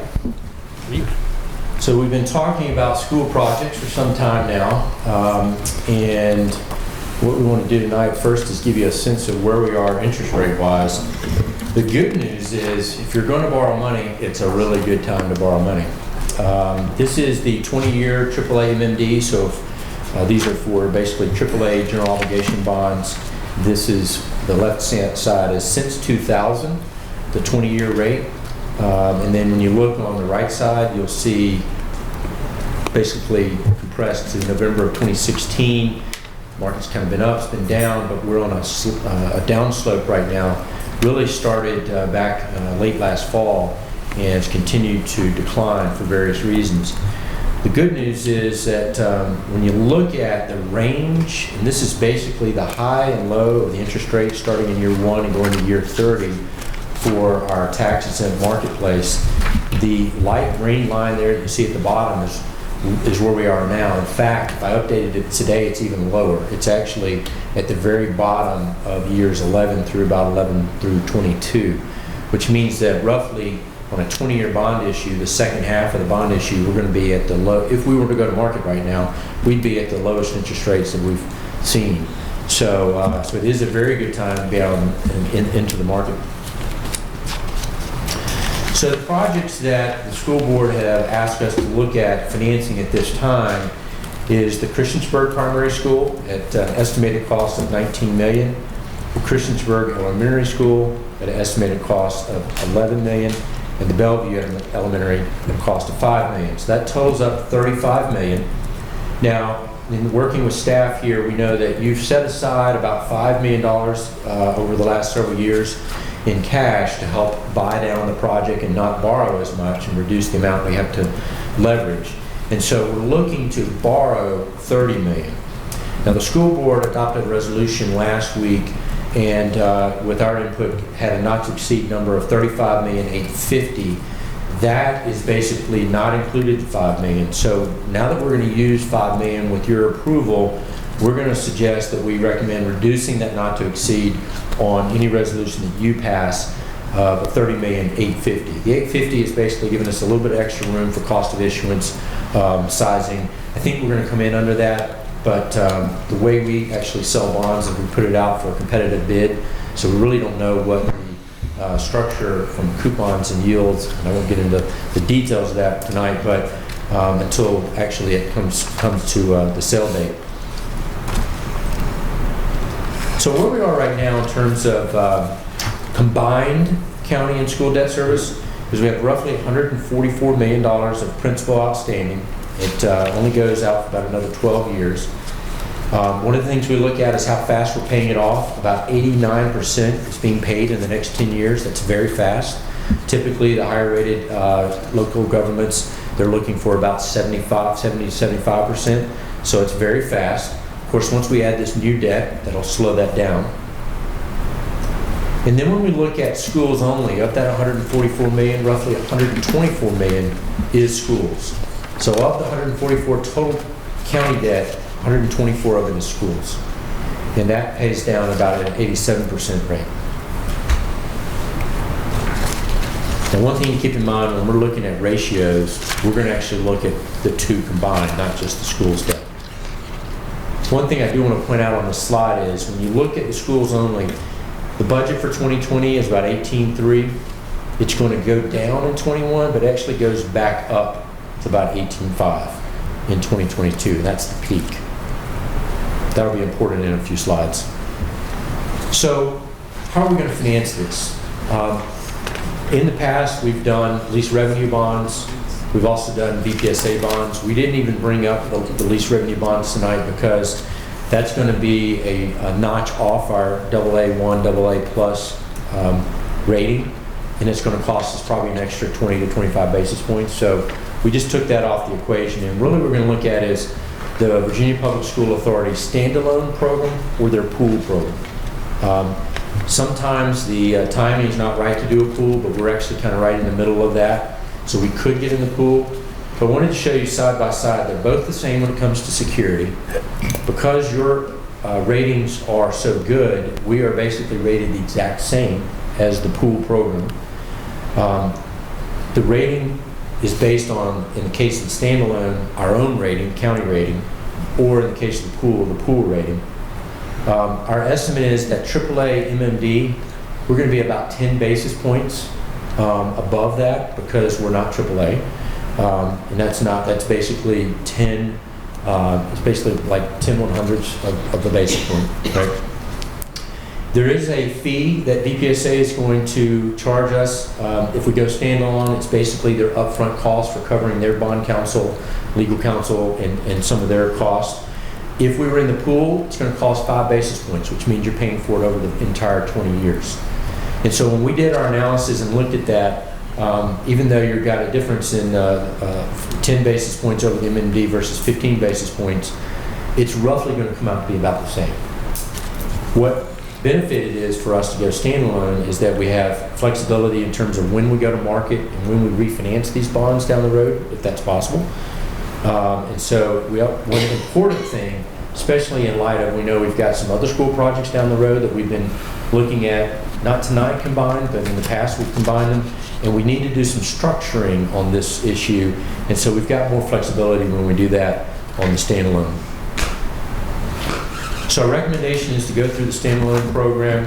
As I mentioned, essentially it's basically the same cost. Frankly, I think we might come out a little bit better as a standalone because we don't go to market as often as they do, and our bonds will be more desirable by those who don't see our bonds that often. Because most of the buyers of our bonds are going to want to diversify their portfolios with a name that they don't have, and so it's been a while since we've been to market. Let's see. The other thing I want to point out on this slide is this is the same structure we did in 2011 when we did the Blacksburg High, Auburn High, and Auburn Middle School projects. And then, as some of you will remember, we refinanced those in 2016 and saved $6 million in future debt service. So that was some of the flexibility we were able to get in the market in 2016 when rates had dropped. That was the last time we were at where we are now, where rates had dropped down so low. The lawyer box at the bottom basically says this is what we think now, but it may not happen in the future. But the way the market has been going lately, what's happening out there is there's such a demand for taxes and bonds. As you all recall, when Congress changed the corporate tax rate and lowered the corporate tax rate, in order to pay for it, one of the things they took away from us is the ability to refinance bonds on an advanced refunding basis. We have to basically wait now until we're within 90 days of the call date to refinance bonds. So there's a lack of supply in our market right now. And so what's happening is a lot of dollars are available, but there's no bonds out there to be bought. And so that's driving rates down, in addition to general market factors such as Europe struggling, and of course our the China trade wars, if you will, that's causing rates to be down as well. Some of the things I want to mention in terms of the mechanics of doing this standalone issue, VPSA will act as the conduit issuer for the county, sort of like if we were doing a lease revenue bond, the EDA acts as the conduit. In this case, VPSA will be the conduit. Their board of directors will need to approve this. We will need to put an application in, working with the school board later this month. So we'll be working through that. But we have our own public offering document. And so our bond counsel your bond counsel will be working through that with us to pull together that. And we also have to have our own ratings. And so, as I mentioned earlier, one of the things we've been talking about with staff is if you approve this and us moving forward, we want to get the rating agencies to come down and do a tour. It's been many years since they've been to Montgomery County, and so we're gonna try to get them down here and do a tour, because obviously there's a lot that has changed in the county in the last 10 years. It's been about that long, I believe. Similar to the pool, the bonds, these are publicly sold bonds, so we're going to have a 10-year call. That's very typical for what we see in the market, so that's not going to be any different whether we went through the pool or whether we did this standalone. So you might ask, okay, so what is this going to look like from a cash flow standpoint? What we've done is we've shown you the existing schools debt service. So this is only schools projects in the first column. And you might recall I mentioned it was about $18.3 million now. It's going to rise to $18.5 in 2022. I mentioned structuring a while ago. Part of what we're doing in order to get this in and making it work with our debt ratios is we're going to skip interest for a few years and then start paying it back in 23. So we're going to capitalize interest a little bit. We're going to push it out. And that way, it doesn't impact us two ways. One, on the ratios, and then what you'll see is the additional dollars needed just for this project are very minimal in the future. You're going to need $60,000 more this year anyway, and then we're going to need to have about $150 in 22. So it's very minimal in terms of the amount of dollars that are going to be needed compared to the existing budget available for schools. You'll see the drop down in the chart in the blue line in terms of the existing dollars available. And so what that'll enable us to do when we 2 years from now have the other project that we'll need to take into account, we'll work that into the difference between that blue line and the light green line. When we look at our debt ratios, this is outstanding debt divided by the assessed value of the county, personal and real property. We're in great shape, well below our target policies. And then the one that we've been bumping up against for several years is the debt service, annual debt service as a percentage of expenditures. You can see we're now below the 12% level. And then when we add that debt service on in 2019, we'll be even below the lower target. So then the question is, what do we have left? Do we have enough left over for the other projects and projects that you all may want to take on in addition to the school projects? So I'll take a minute and try to explain this chart. You've seen it before, but what it's telling us is in the next 5 years, we've basically got $79 million. That's the number in the far right under the 2020 to 24 range. We've got about $79 million of capacity, assuming 4% interest rate. I didn't mention this before, but if we go to market today, we're probably in the 2.5% to 3% range where rates have come down. So we're in really good shape. I'm hoping we're going to be on the lower end of that. We're being conservative because we don't know what rates are going to be in the future. The 15 million you see there in 2020 and the 12 million in 21, if we don't issue that in those years, they basically slide to the right. And then by doing some structuring, we can take the 2023 and 24 numbers and slide them to the left. That's how we'll get the high school that's projected in 2022 that we've talked about in previous meetings. That's how we get it to work on our debt capacity. If we get these bonds in at even a lower rate, we should free up a little bit more capacity as well. That's what we're hoping for. And then we did this slide that we've been showing you all along. If rates are a little higher, the number drops down from 79 to about 72. So where are we with next steps? So as I mentioned, the school board, they did act back on August 6th, and that allows them to put the application forward on basically at the end of the month, by August 26th.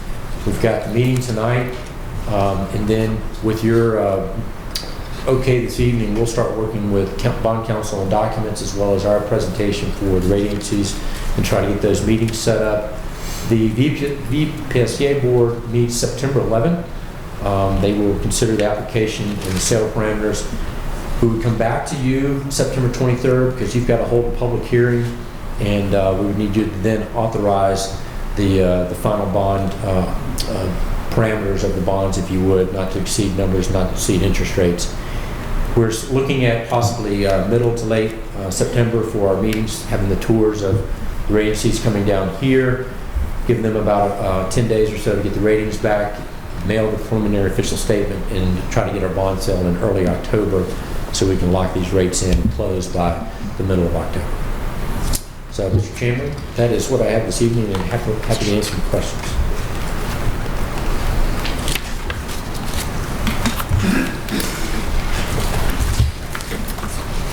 Does anyone have any questions?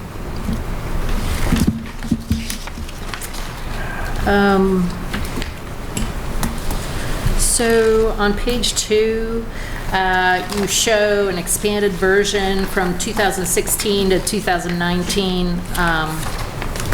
On the left chart, it does show the low in 2016, but it doesn't look like it took place in June.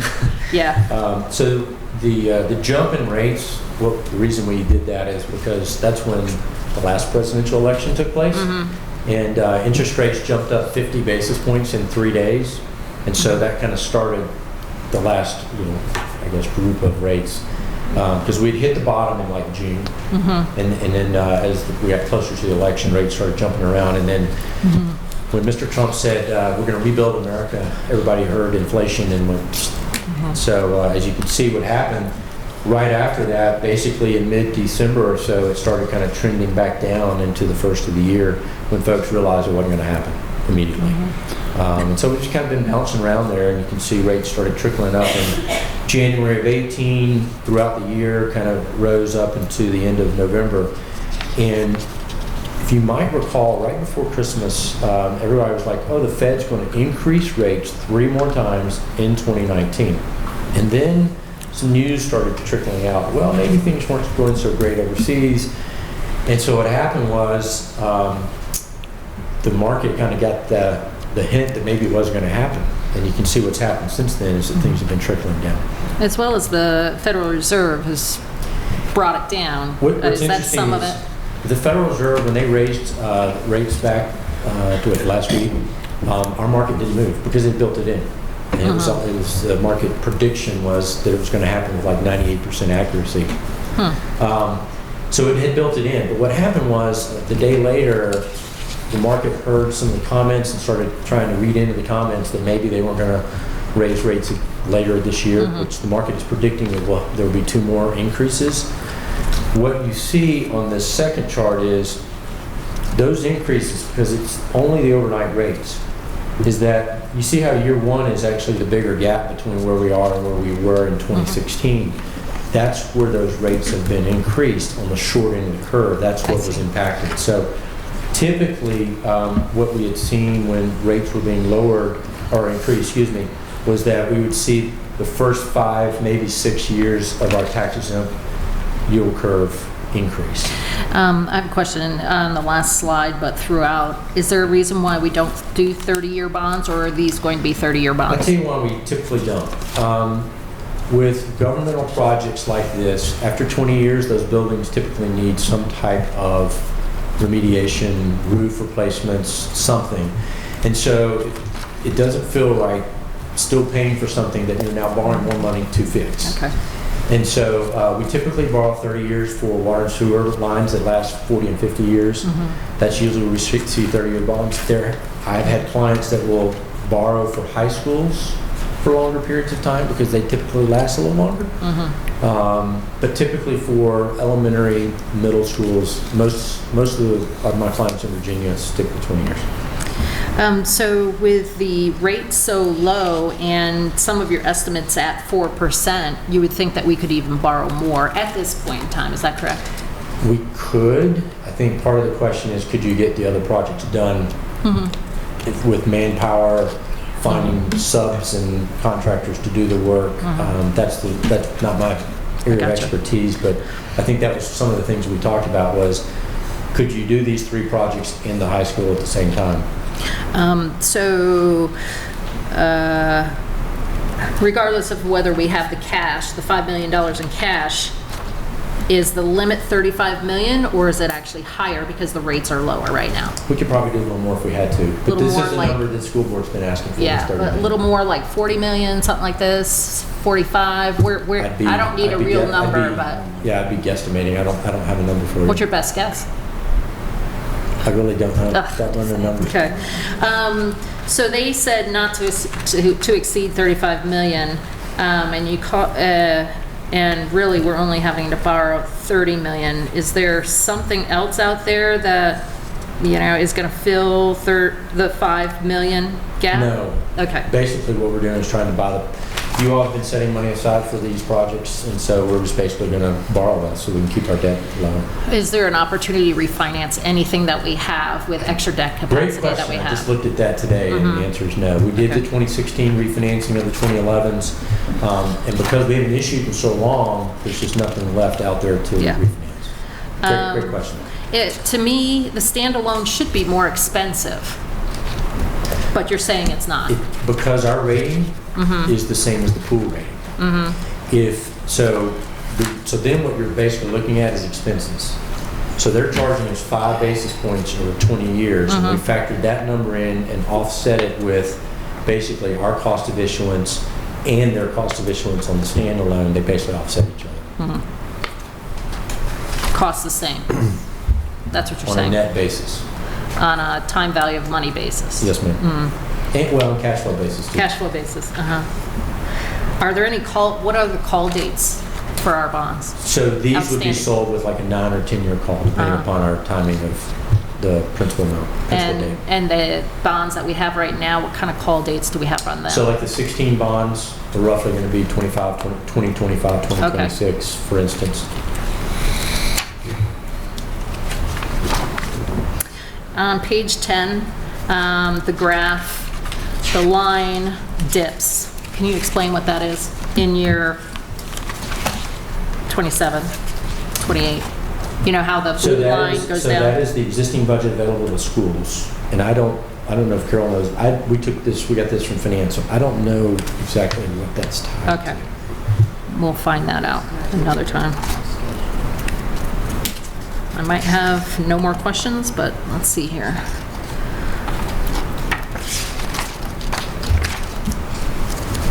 On page 13, when you said the left is going to go to the right and the right is going to go to the left, do we have some wiggle room to pull the stuff on the right a little bit closer to 2021?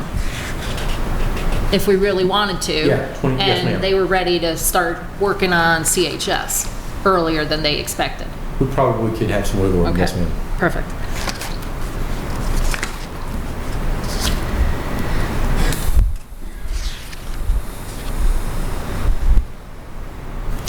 That's it. Thank you.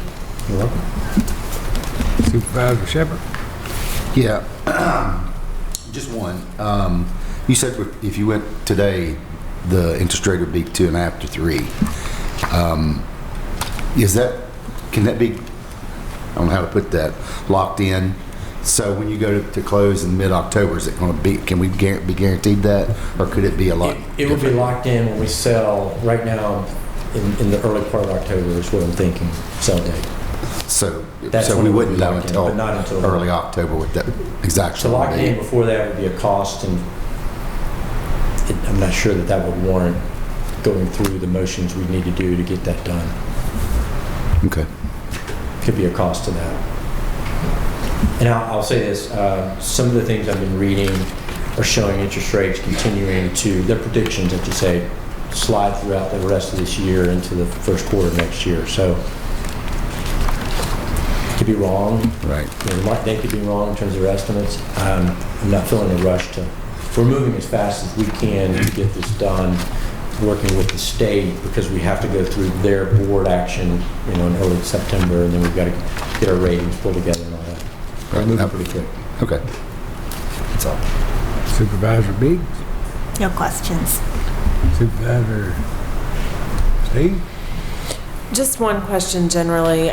Could you speak to our current bond rate, or our current rating, and then the impacts this could have on that rating? Absolutely. So when we were talking with the agencies back in 2016, which was when we got the upgrade, we let them know that the plan was, as soon as our capacity was available, we had some projects that we needed to do, both schools and otherwise. So they knew that we would be coming back to them, and they took that into account when we talked in the 2016. So I feel very comfortable that our rating is solid where it is. And the impact that has on our ability to borrow money is in the interest rate that we're paying. Exactly. Correct. That's what puts us on that par with the pool and being right there with it from a standpoint of just making sense. And even if we weren't quite there, I still think the flexibility, there's maybe a little bit of a cost if we went away from the pool and our rating was slightly lower. But I feel like there's a real benefit to being able to refinance later at our call than waiting to when they're ready, because they only go 2 times a year. Right. Thank you. I just have one question. You keep saying cost if we move to standalone. Have you got that cost figured up? Well, so what I meant back here on, and I apologize if I misspoke, but on slide 7, what we're saying is that on one hand, we actually are going to be about 5 basis points better when we sell the bonds. But when we put in all the cost of issuance, net, it's the same. So there's no cost going standalone versus the pool. Plus we get that. It's a coin flip. Plus we get the flexibility that we didn't have. I was talking about money. But as I mentioned earlier, I think we'll do a little better just because we're not in the pool. VPSA sells bonds twice a year, every year. And it was like, it's been, 3 years since we were in the market. So I think we'll sell a little bit better. But there's no way, it's hard to quantify that unless we're selling the same day. They are preliminarily scheduled to sell a week after us. And I will mention this, just to mention it, but Prince William County is also doing standalone, and they're going a week after the pool. So you're not alone in doing this. This isn't something that is a new idea. Other folks around the state use the standalone. All righty, we appreciate it. Thank you. Thank you, Courtney. That's good news. Board members, the next work session that we have this evening is Montgomery County Public Schools request for fiscal 19 year-end carryover funds and purchase order carryover. You have 2 letters in your packet from the school board. The reappropriation for carryover is, let's see if I've got that right. No, I'm sorry, the purchase orders is $4,253,349. And the carryover from year-end funds is $1,497,121. And there are details on both those requests in your packet. Also, Assistant Superintendent Krantz, I believe, is the designated hitter tonight for that one if you have any questions. So.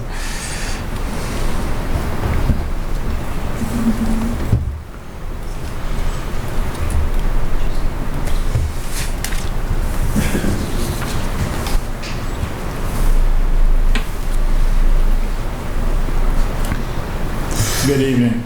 I mean, Mr. Meadows just kind of recapped it all and did it very well. I'll kind of give you kind of some rough information about it. The encumbrances this year are 4.2 million, or about 800,000 higher than what we've seen in prior years. When we look at the big ticket items, which will be the instruction, the transportation, and the operations and maintenance. On the instructional side, our technology group makes up $1,013,000. That's the Chromebooks and the replenishment on the one-to-one of $487,000, hardware of $252,000, and software of $275,000. The Corps of Cadets, we've opened that curriculum in all 4 of our high schools. That was $114,800. And then just general curriculum throughout our elementary, middle, and high school, including music and other programs of $820,000. On the transportation, the big items there were 4 buses to continue with the 8 buses replacements per year. On operations and maintenance, the big ticket items were, as we do every summer, we purchased furniture and fixtures for the schools. That was $260,000. We began work on phase 3 of the CHS project, and the design fees on that was $80,000. Capital projects, we have the BHS field, football field to address their subsurface drainage issues at $350,000. The roof at Beeks of $400,000. Dugout at AHS of $64,000. The CHS baseball field of $86,000. The Eastmont Elementary generator of $35,000. The modular units of $277,000. Now we have not, since we had that discussion previously, we have been working diligently with Mobile Modular just to get the units installed. We will begin negotiations with them because there'll be some opportunities to lower the total purchase price because of issues that we've encountered during the construction phase. And we'll begin those once we got the units open for class on Wednesday, and that was the agreement that I think was the right thing to do between us and Mobile Modular, so we could focus on getting them open for the start of school on Wednesday. Gilbert Lincoln, we put a new fire alarm system of $14,000. Harding Avenue, we put a new fire alarm system of $19,000. And then we began replacing some of the maintenance vehicles we have for $60,000, which that made up $1,246,000. When I add all of it up, those items represent about 90% of the total that we'd spend or recommended to spend in the operations and maintenance area.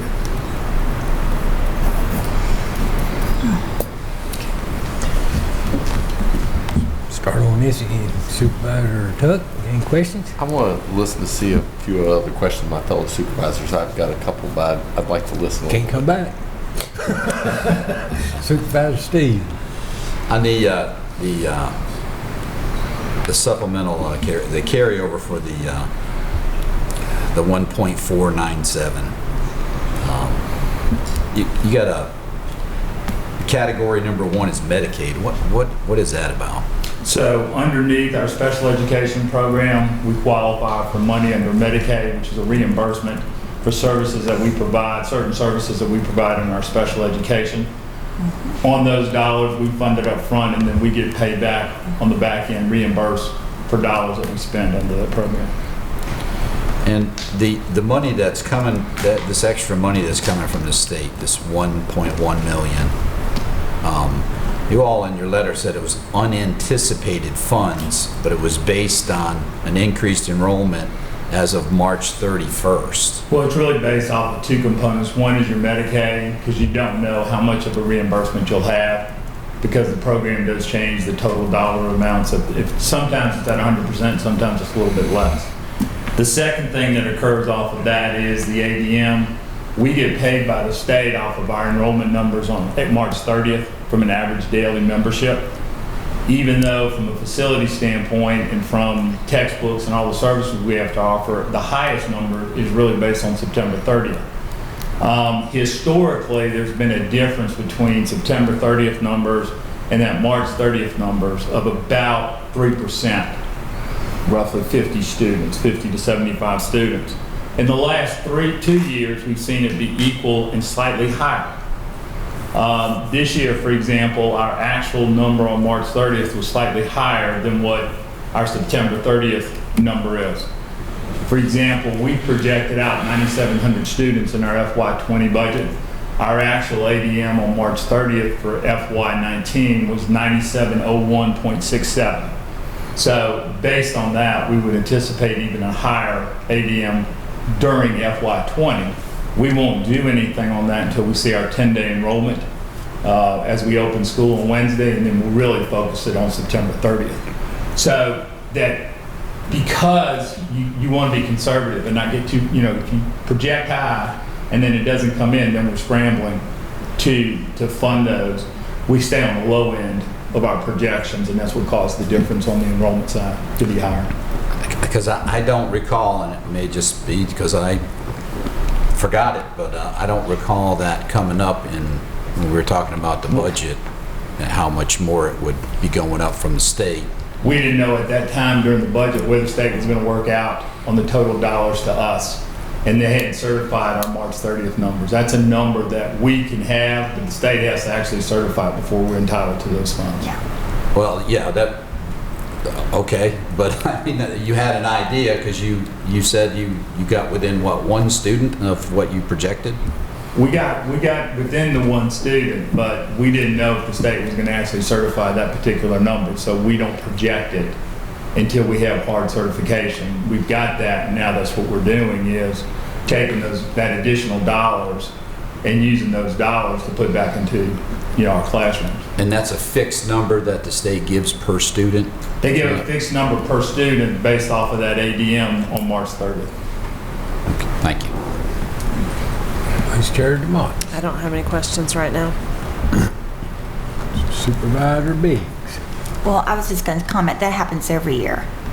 Because you don't know your number. Right. Yeah. Supervisor Bone. During the school board meeting, there was a number of about $300,000 that you guys were almost exactly on budget last year or something like that. Mm-hmm. Like, can you explain that number? Well, I mean, what we try to do within the budget cycle is ensure that we're spending the dollars that have been allocated to meet the needs we have on the academic side.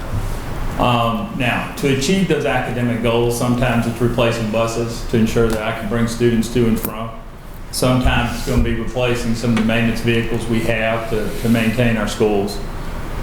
You'll also see, for example, E-rate technology, $250,000. That's there so we can get the benefit of the E-rate funds. Typically during the budget process, it's been something that's been taken out of our budget when we go to the final balancing. You also, you'll have a list off of your budget and off of during the year of the needs that you've identified. And so as you're getting closer to the end of your fiscal year, you see where you stand revenues versus your expenditures, and you want to take those dollars and reinvest it back into the classroom. And that's what this district has done, as I've looked over the last 5 to 10 years, is made certain that we're putting the dollars back into the classroom and spending for what we've asked y'all to do with our budget request. And then all of a sudden, the numbers increase, so you get extra funding from the state, other things which make up all of this $4 million plus that well, we're talking about that makes now. up your timing of your POs, which, when we start talking about the POs, a lot of this was trying to get capital projects done. As a district, we have facilities that are old. And, as Davenport said, and he's right, you're going to be replacing a roof every 20 years. Mechanical systems, depending on the nature of the system, replacing within 5 to 25 years. Your flooring systems. I mean, there's needs that occur at that building from a maintenance standpoint. And if we're going to get a life of it of 50 years, which you're hopefully you're going to do from a building, you have to put dollars back into it. And that dollar reinvestment is coming from the capital investments that we're doing at our facilities. And then just an aside question about the Corps cadets. Is there a lot of interest in that? The Corps program has exceeded our expectations. strong program at both CHS and DHS, strong interest and participation in both Auburn and at Eastmont, but because you have smaller numbers, you obviously don't have the same numbers, but when you look at it as a percentage of the total student body, yes ma'am, it's been very well received. And with all the fire and rescue that was here earlier, is there any partnership or anything like that with our local fire and rescue with the Corps? To my knowledge right now, we do not, but I can tell you this district's constantly looking at the partnership opportunities. We're partnering with Virginia Tech in the formation of it. We are aggressively, like for example, we took the technology building that sits on the CHS campus. The intent of the district has been to take Cambria Street, where we have the operations center, and move that to what we call now the operations center, but the old CMS facility. And Cambria does have some environmental issues. For example, our bus facility, you can't build a bus bay there today, and that's an issue for us. Just as y'all have the garage issues in the county, we're having it with that particular facility. So, you know, we're doing things now to get out of the Cambria facility and move ourselves over into the operations center, which will make us much more efficient than what we are today. But I think you were going down the line about the Corps cadets and the technology building. Yeah, I did. And I'm glad you brought that up. I'm sorry I forgot that. It's been a long, I bet. We're getting ready for Wednesday, so they're long nights right now. What we did on the Corps cadets is we took that building, we moved technology into the operations center. We have now taken rooms, we've used some for storage, we've used some for actual classrooms, and then at the very end, where the classrooms that run parallel with Independence Street, we've made that into a competitive shooting range. So our core program will participate in national shooting competitions here, both locally and nationally. That's great. Thank you. That's Any questions at this time? Supervisor Tuck. I want to follow up on a couple of the questions that Supervisor Fidzikowski said. That you would have had to submit the numbers on March the 31st as to how many folks that you had enrolled. We typically submit those near the end of April. Okay, near the end of April. Right, and it takes the state generally about 60 days minimum before they certify their numbers. When do you start putting those numbers together? Your enrollment? Yeah, and for April, you said you submit them in April, late April. Would have been right about the time that we were going through our budget, it sounds like. True. And our budget in FY20 is based on 9,700. Okay. Now that does not include the pre-K. The pre-K runs about another 200 plus students. But we do not get reimbursed on pre-K. That's a separate funding by the state. So I want to make sure that I'm correct in what's going through my head at this point in time. It looks like that y'all were about $1.1 million off based on the numbers that were coming in right about the budget season. Is that? Well, but now that was two components. You're correct, but it's two components to it. You wouldn't have heard back from the state, but you knew what your numbers were at that point in time, and in late April, the state's budget would have already been voted upon. Correct. Okay, so you would have known what you were getting from the state in late April. Well, you would have hoped that you were going to get that from the state. Okay. I mean, until the General Assembly finalizes their budget, I mean, it would be a guess on our part. And historically, if you look over the last 10 plus years, our March 30th numbers are less than our budget. Okay, and less than the September 30th. It's only in the last 2 years that you're starting to see, and this particular year was a bigger increase than what had been seen in any prior years. So there wasn't that history to say, okay, I'm seeing that my numbers are holding, you know, from September to there, to really say with a lot of clarity that I'm going to hold that. So we went to traditionally how this district is budgeted. And remember, this is my first budget within this district. So I'm still pulling a better base on it, that we stayed at that 9,700 number. So it was a conservative approach. But you are correct that we were submitting our average daily memberships, what we do every day, And then we did not adjust until we saw what the state finalized in June, when they did their certification. Thank you. Yes, sir. Bring up any more questions? Thank you, sir. Thank you. Board members, the next work session we have this evening is related to a new position with the Commonwealth's Attorney's Office. This was a request, and my computer is completely locked up. Carol, can you help with this one?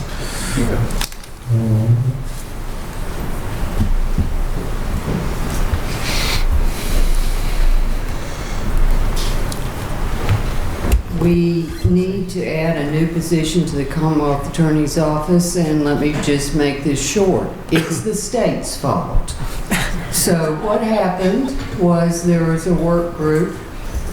That work group is still continuing, and if you would like to see the details about the work group and how we got to where we are, there is in your VACO July 30th newsletter, The Connections, there's a complete article about this whole work group project and where it ended up. The bottom line is I'll just read one portion of it. The staff from the House Appropriations Committee, when discussing this issue, explained that the committee leadership viewed the provision of staff to address the workload associated with body-worn cameras as a responsibility of the locality, since the decision to deploy cameras is made at local level. So they wrote into the General Assembly a requirement that localities would need to negotiate an agreement with their Commonwealth attorney on staffing related to body-worn cameras. So I will at this point commend Mary Pettit, who has been extremely conservative, I believe, in terms of looking at her needs. The actual provision said something like a ratio to 1 to 1 new attorney to every 75 body-worn cameras could be part of what the recommendation was from this work group. And I think Mary gave great consideration to what her needs were, and actually said that with one more legal assistant, she would be able to handle the workload in her office related to the body-worn cameras.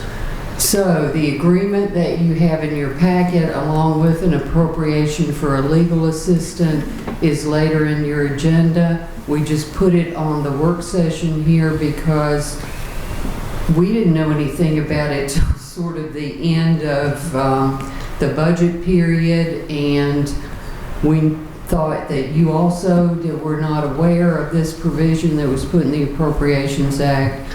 And if you approve the agreement and the legal assistant, then we will move forward with providing her with that position and sharing that agreement with the State Compensation Board, who has already called, wanting to know where the agreement is so that we will be in compliance with state law.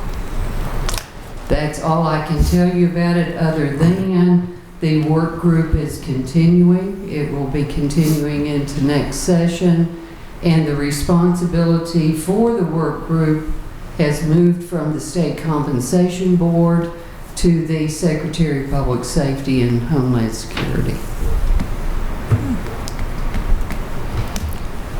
Mr. Chair, I can shed some light from my position in my daytime job. Virginia has a different discovery rules, probably very conservative. The Commonwealth's Attorney's Office is not required to turn over these body cameras. They are required to turn over anything that's exculpatory in nature, meaning anything that would help a defendant prove his innocence. So that means that you have to have somebody reviewing these body cameras to see if they have to turn this information over. The more deputies you have, you've got to have somebody with a legal expertise to be able to say, that shows so-and-so to be innocent. We need to turn that over to that defense attorney or that defendant.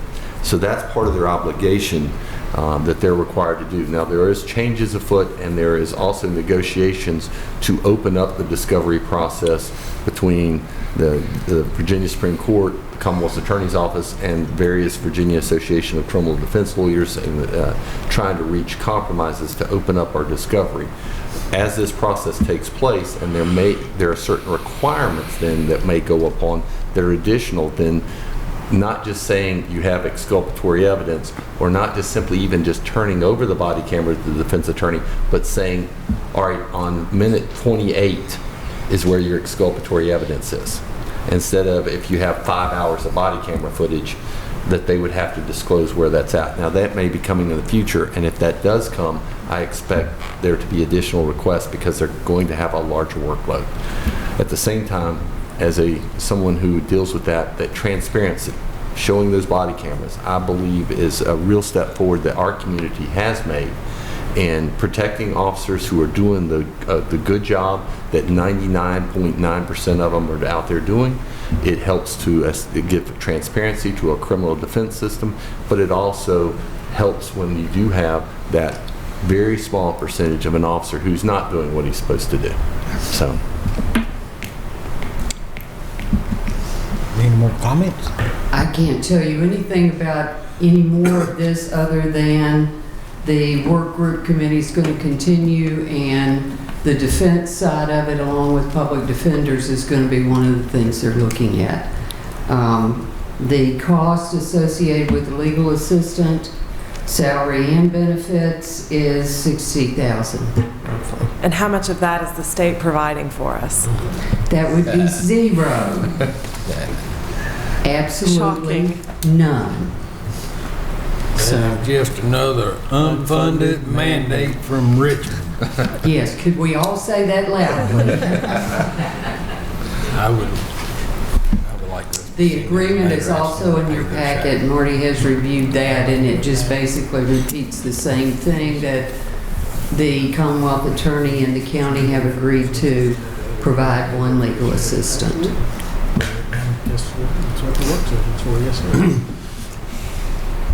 I'd like to see how many of you are interested in us sending Richmond a letter asking them to pay their fair share of this unfunded mandate.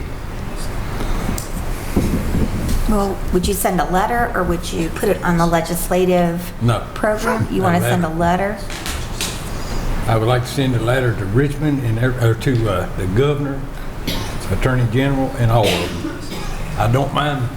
I know where we're going with this. I understand what Chris is saying, but it's another unfunded mandate coming down. Where do they expect us to get all this money? Like they have the whole time we've been here, Todd. It comes out of the air. Sorcery. Yeah. And magic. But if you want to send a letter, maybe I heard maybe Secretary Moran was going to be the Homeland Security and The work group is going to be handled by the Secretary of Public Safety and Homeland. He needs to be included. Yeah, he needs to be included in that. I say go for it. Yeah. Thank you. Is there any more comments? I could keep going, but I better not. No. Thank y'all. Mr. Chair, last item under work session this evening is a discussion of the Virginia Tech Foundation bond issuance. We've brought this back for work session to allow the board to ask any questions that they may have regarding this issue. Dr. Dooley and his team are here this evening, and we'll be glad to assist with any answers if possible. This is the request from the Economic Development Authority of Montgomery County to allow for the issuance of up to $104,120,000 of revenue bonds.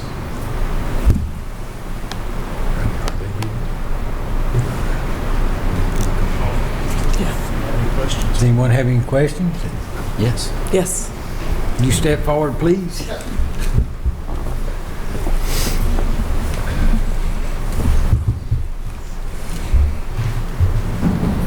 Mr. Chair, members of the board, Be glad to entertain any questions. As you know, we brought this to you a couple of weeks ago. At that time, you chose to table the request, and it went to the EDA last Tuesday, was passed and recommended unanimously by the EDA.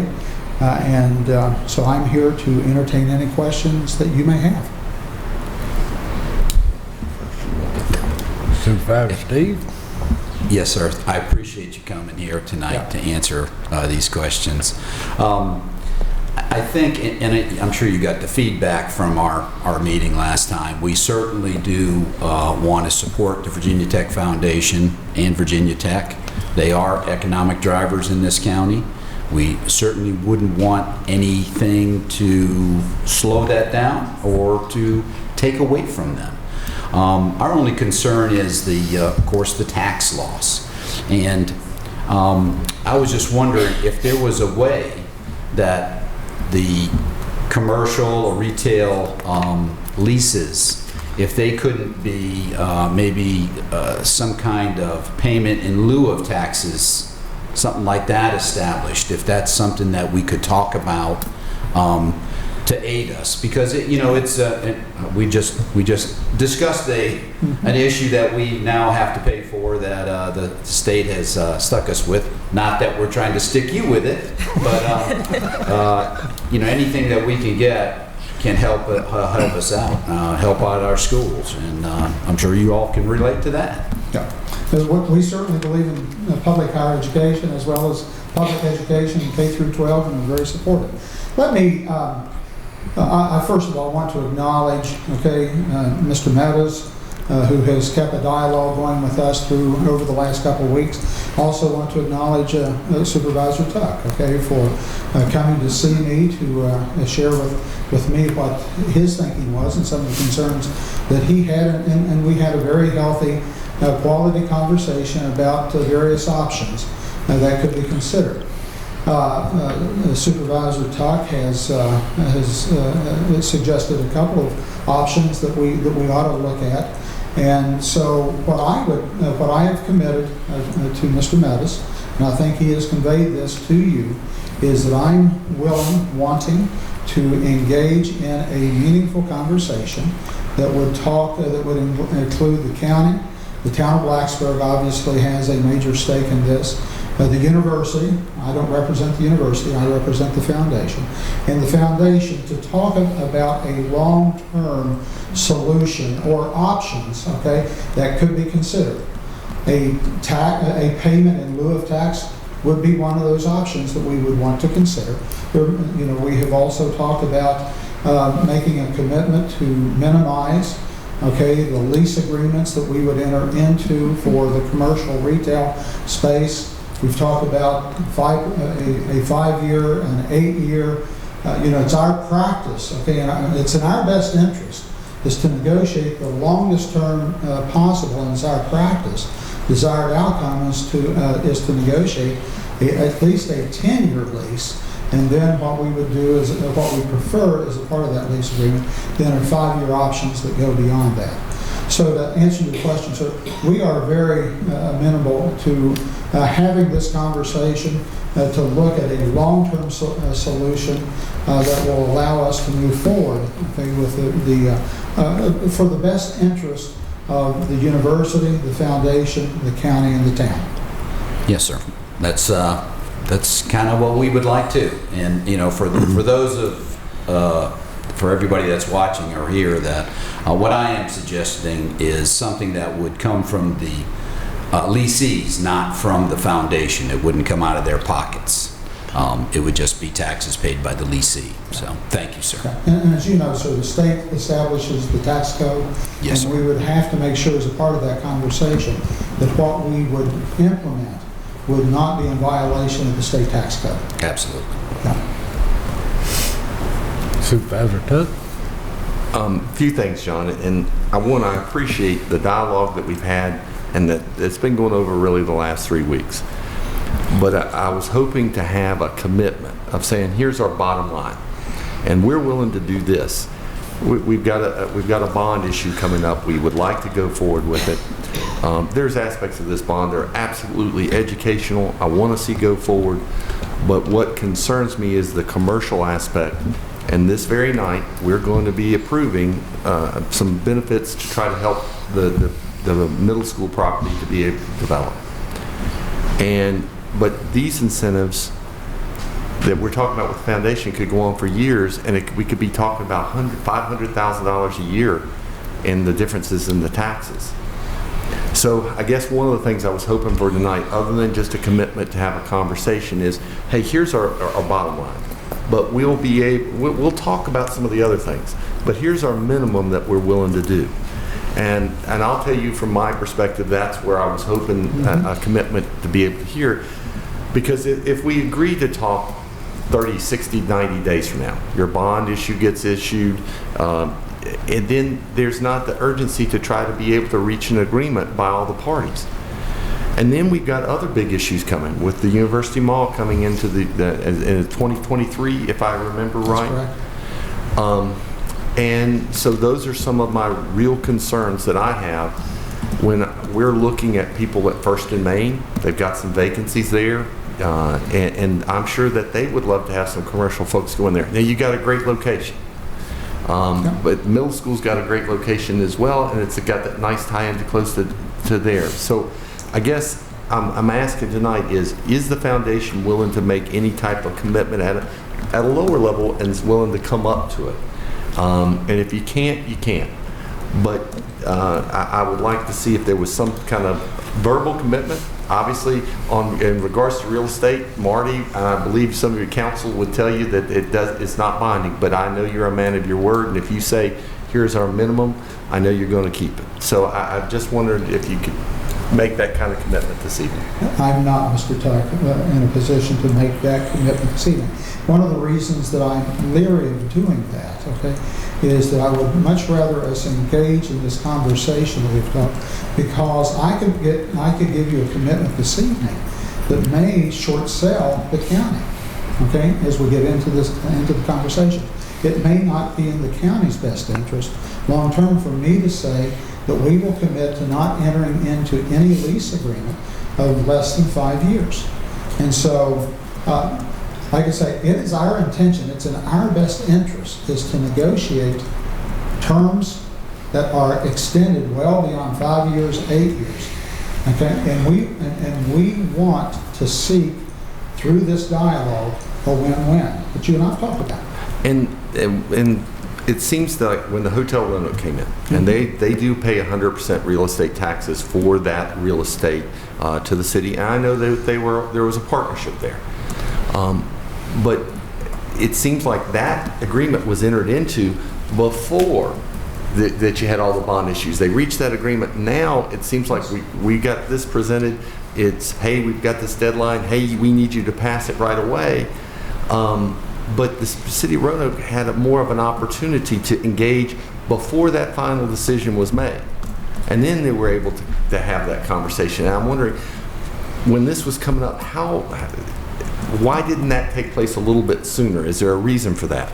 We have been doing business with the county and the EDA for 30 plus years. And so, seriously, Mr. Tuck, we thought that what we were presenting to you was a fairly routine action based upon our past experience. And so it wasn't until the meeting 2 weeks ago that we were aware that there may be a taxing issue, okay, that some of the board members might have at that point. And so that was an awakening to us at that point. And so as it relates to the Hotel Roanoke project, as you mentioned, is the city of Roanoke was a major contributor to the renewal of the Hotel Roanoke and that whole campaign. And that the taxation issue there was a part of the city's contribution to the restoration of the hotel. I may have some follow-up questions, but ready to hear some of the questions from my fellow supervisors. Vice Chair DeMox.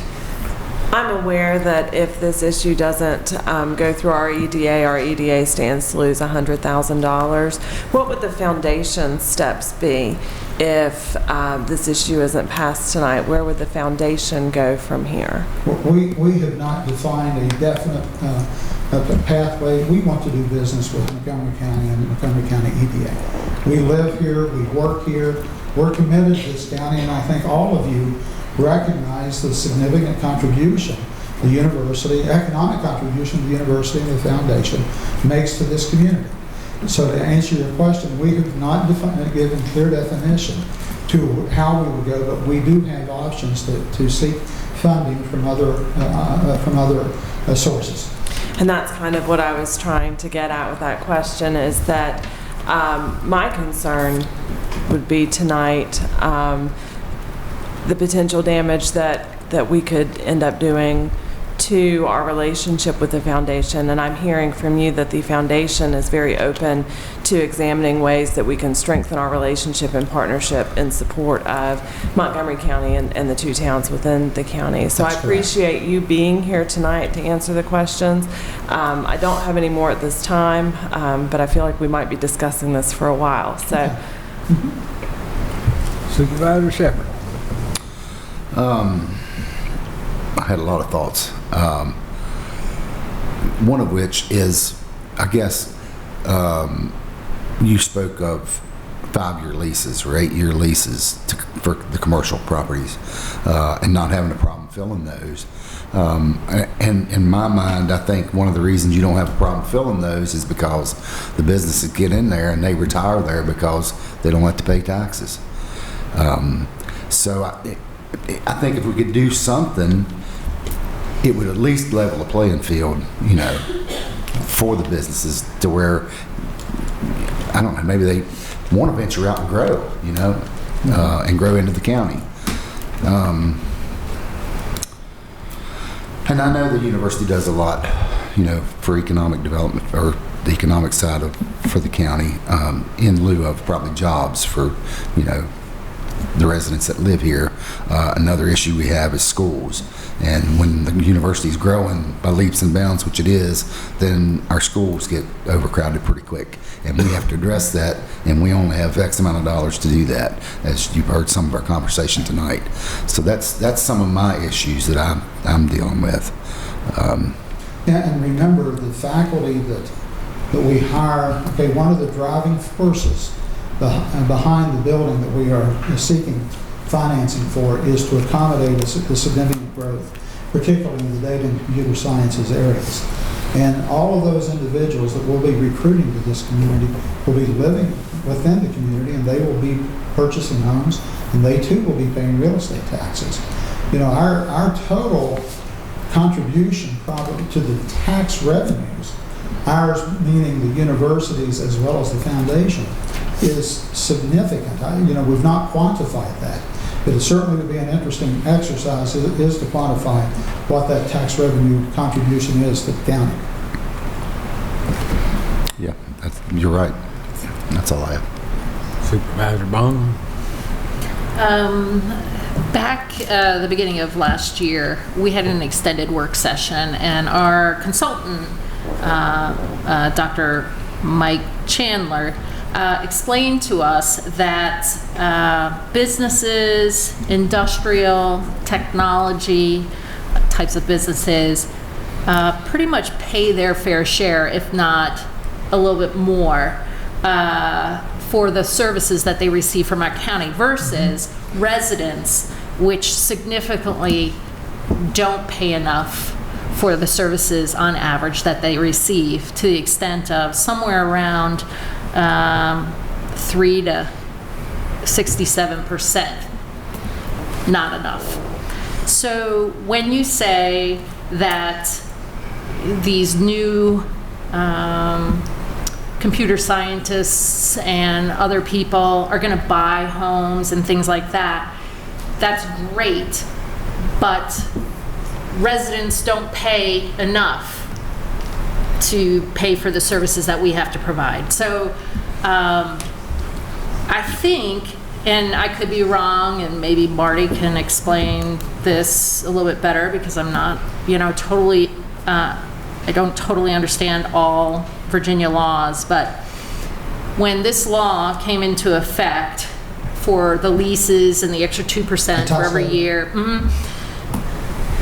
from the county's perspective, we think the letter of the law is one thing, the spirit of the law might be a different thing because of the struggle that a county like ours will have when, and I was looking at some numbers as far as Virginia Tech is it on a 3,000 or 6,000 acre, campus, and the CRC is on a 2,000, so we just don't get the taxes for almost $10,000, 10,000 acres within our county kind of thing, which is a ton of money.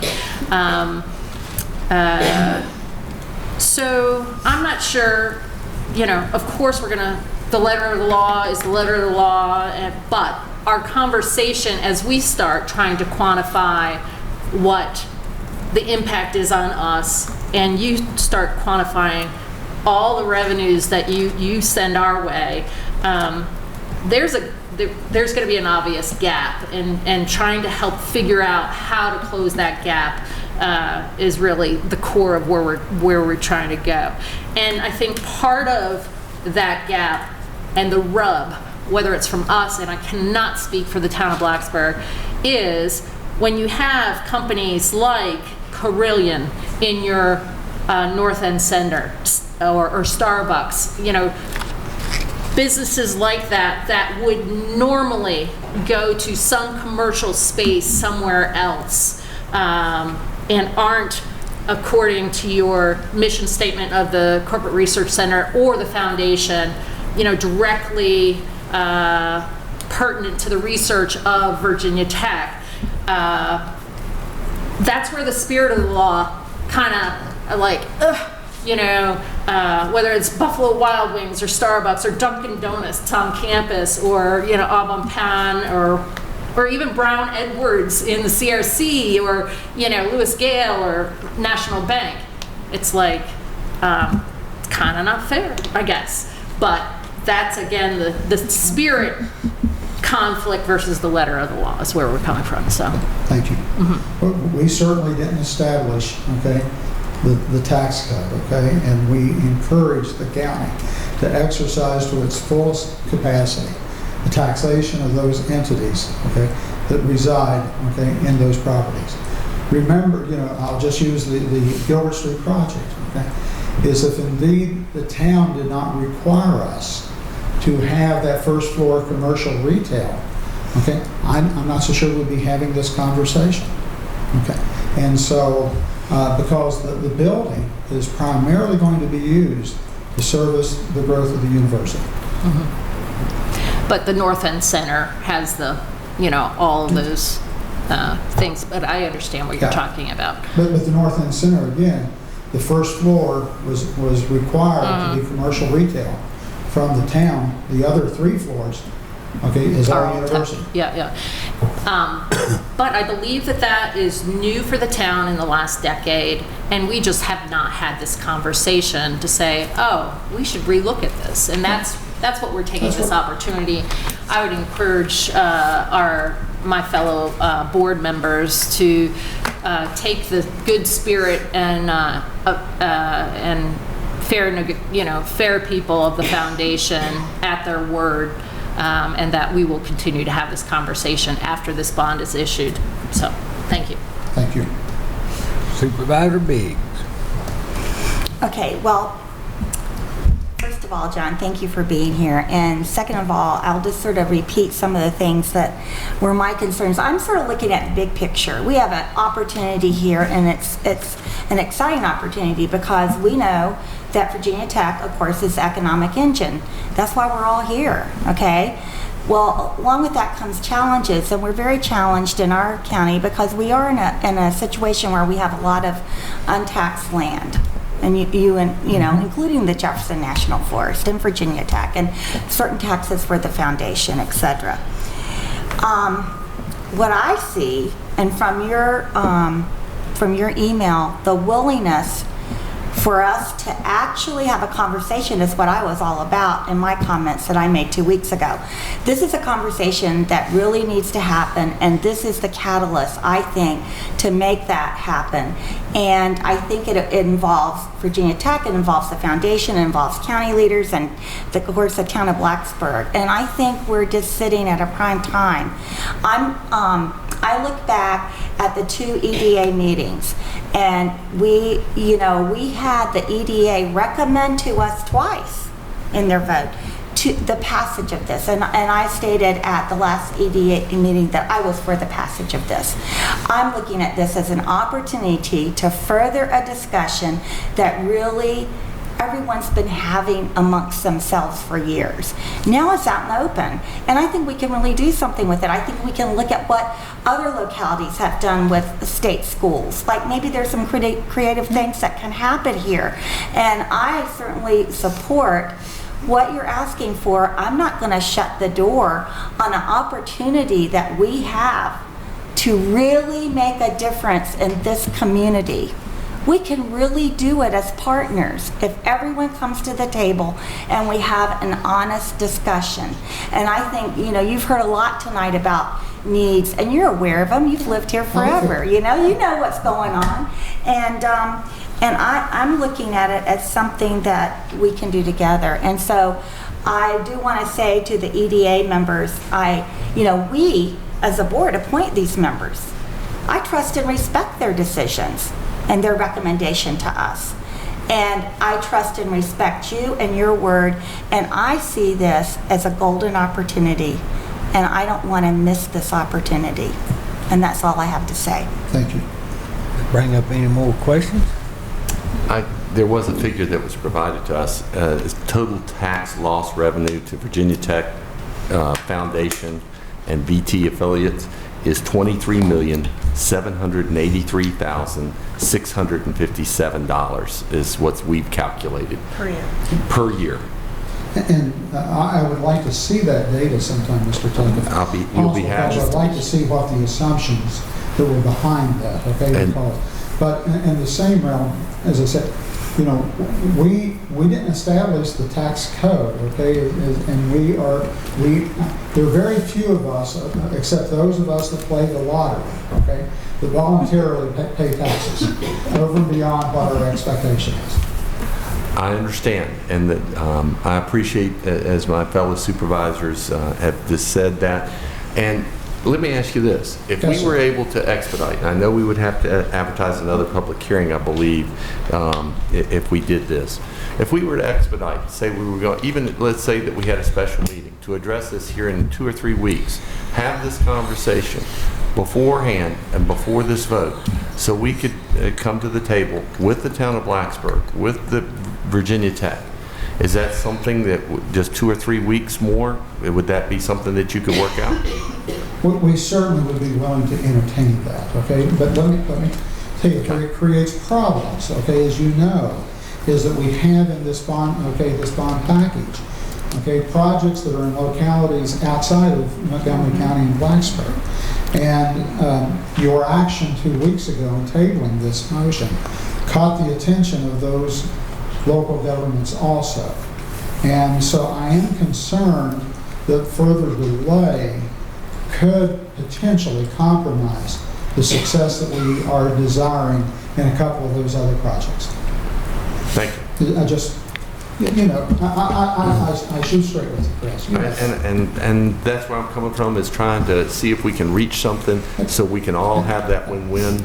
The other thing, this is such a big and complex issue. I don't want us to rush to a desired outcome.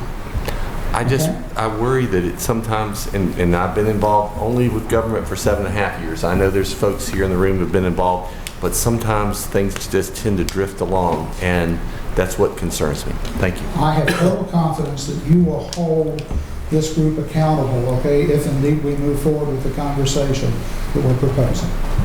Thank you. Any more questions? Thank you, sir. Thank you. Appreciate it. Thank you very much.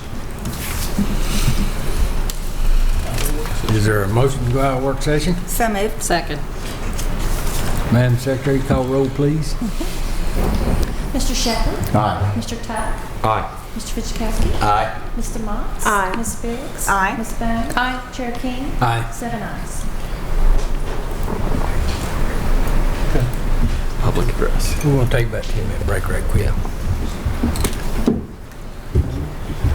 We're going to take about a 10-minute break. We'll reconvene 10 o'clock. Yeah. Yes, sir. Mr. Chair and board members, our next item on the agenda this evening is public address. We do have 3 folks signed up for public address this evening on various topics. We'll call your name. You have 5 minutes when you come to the podium. Please state your name and address. And after those 3 that have signed up, if there's anyone else here that would like to speak, you can step to the podium and you'll have 5 minutes as well. The first individual signed up this evening is Ned Yost.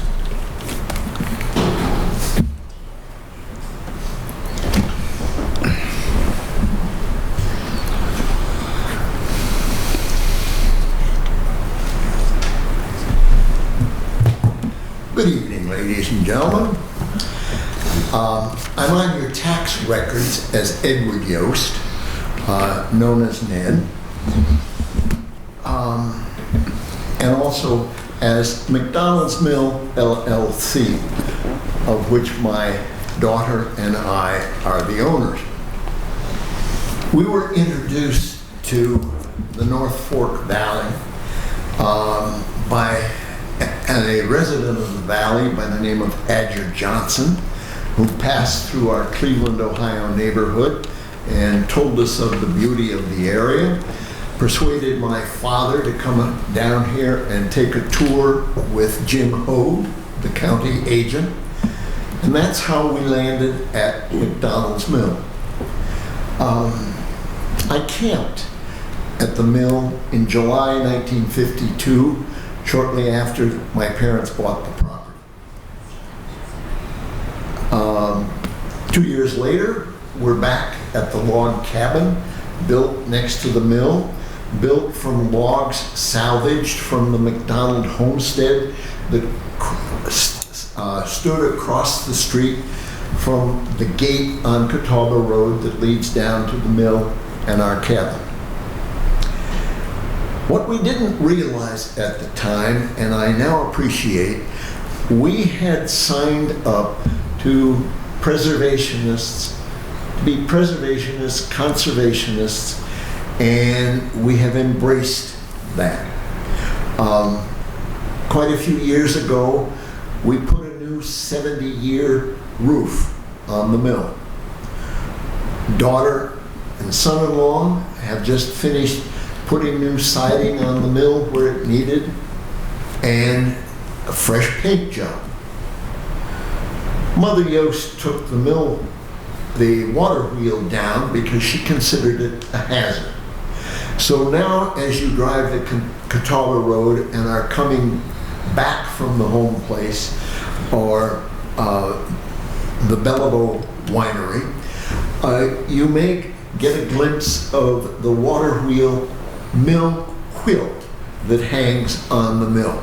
And if you can't see it well enough, we invite you to come down and take a look.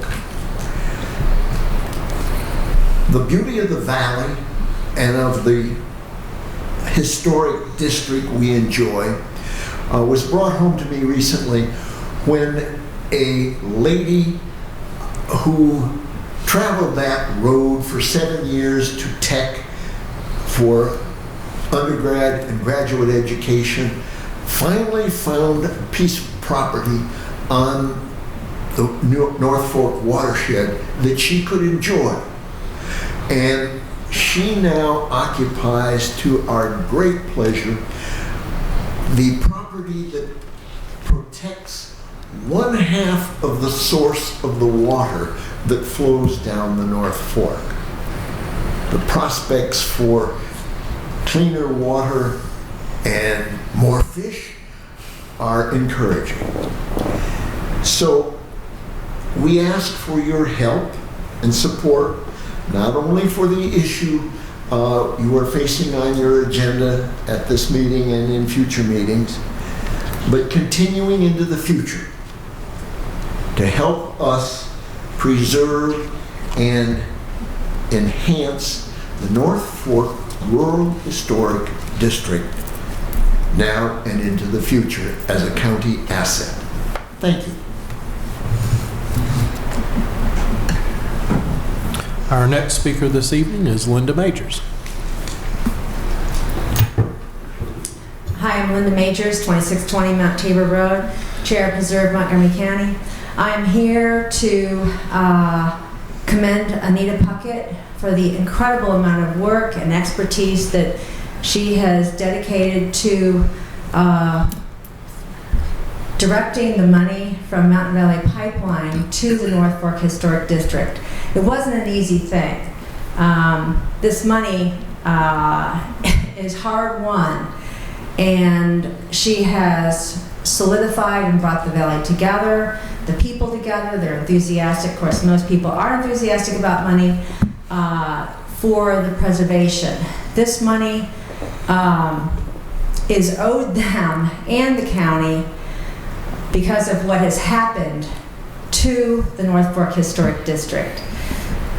The sedimentation in the North Fork, where the endangered Roanoke log perch is unbelievable. It's not just from the crossing of the pipeline, but up those steep mountains that continue to bleed and destroy the habitat of the Roanoke log perch that is endangered.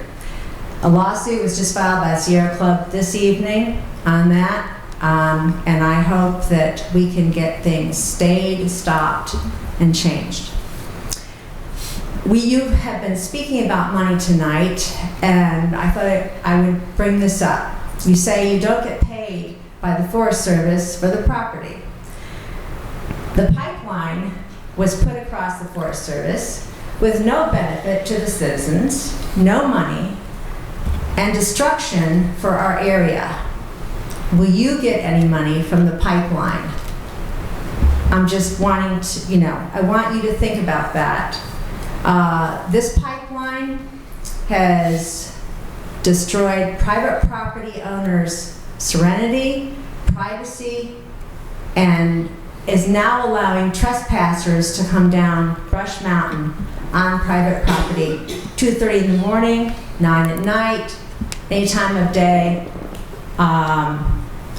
And the changes here, that's on Brush Mountain, the changes here are the same all over.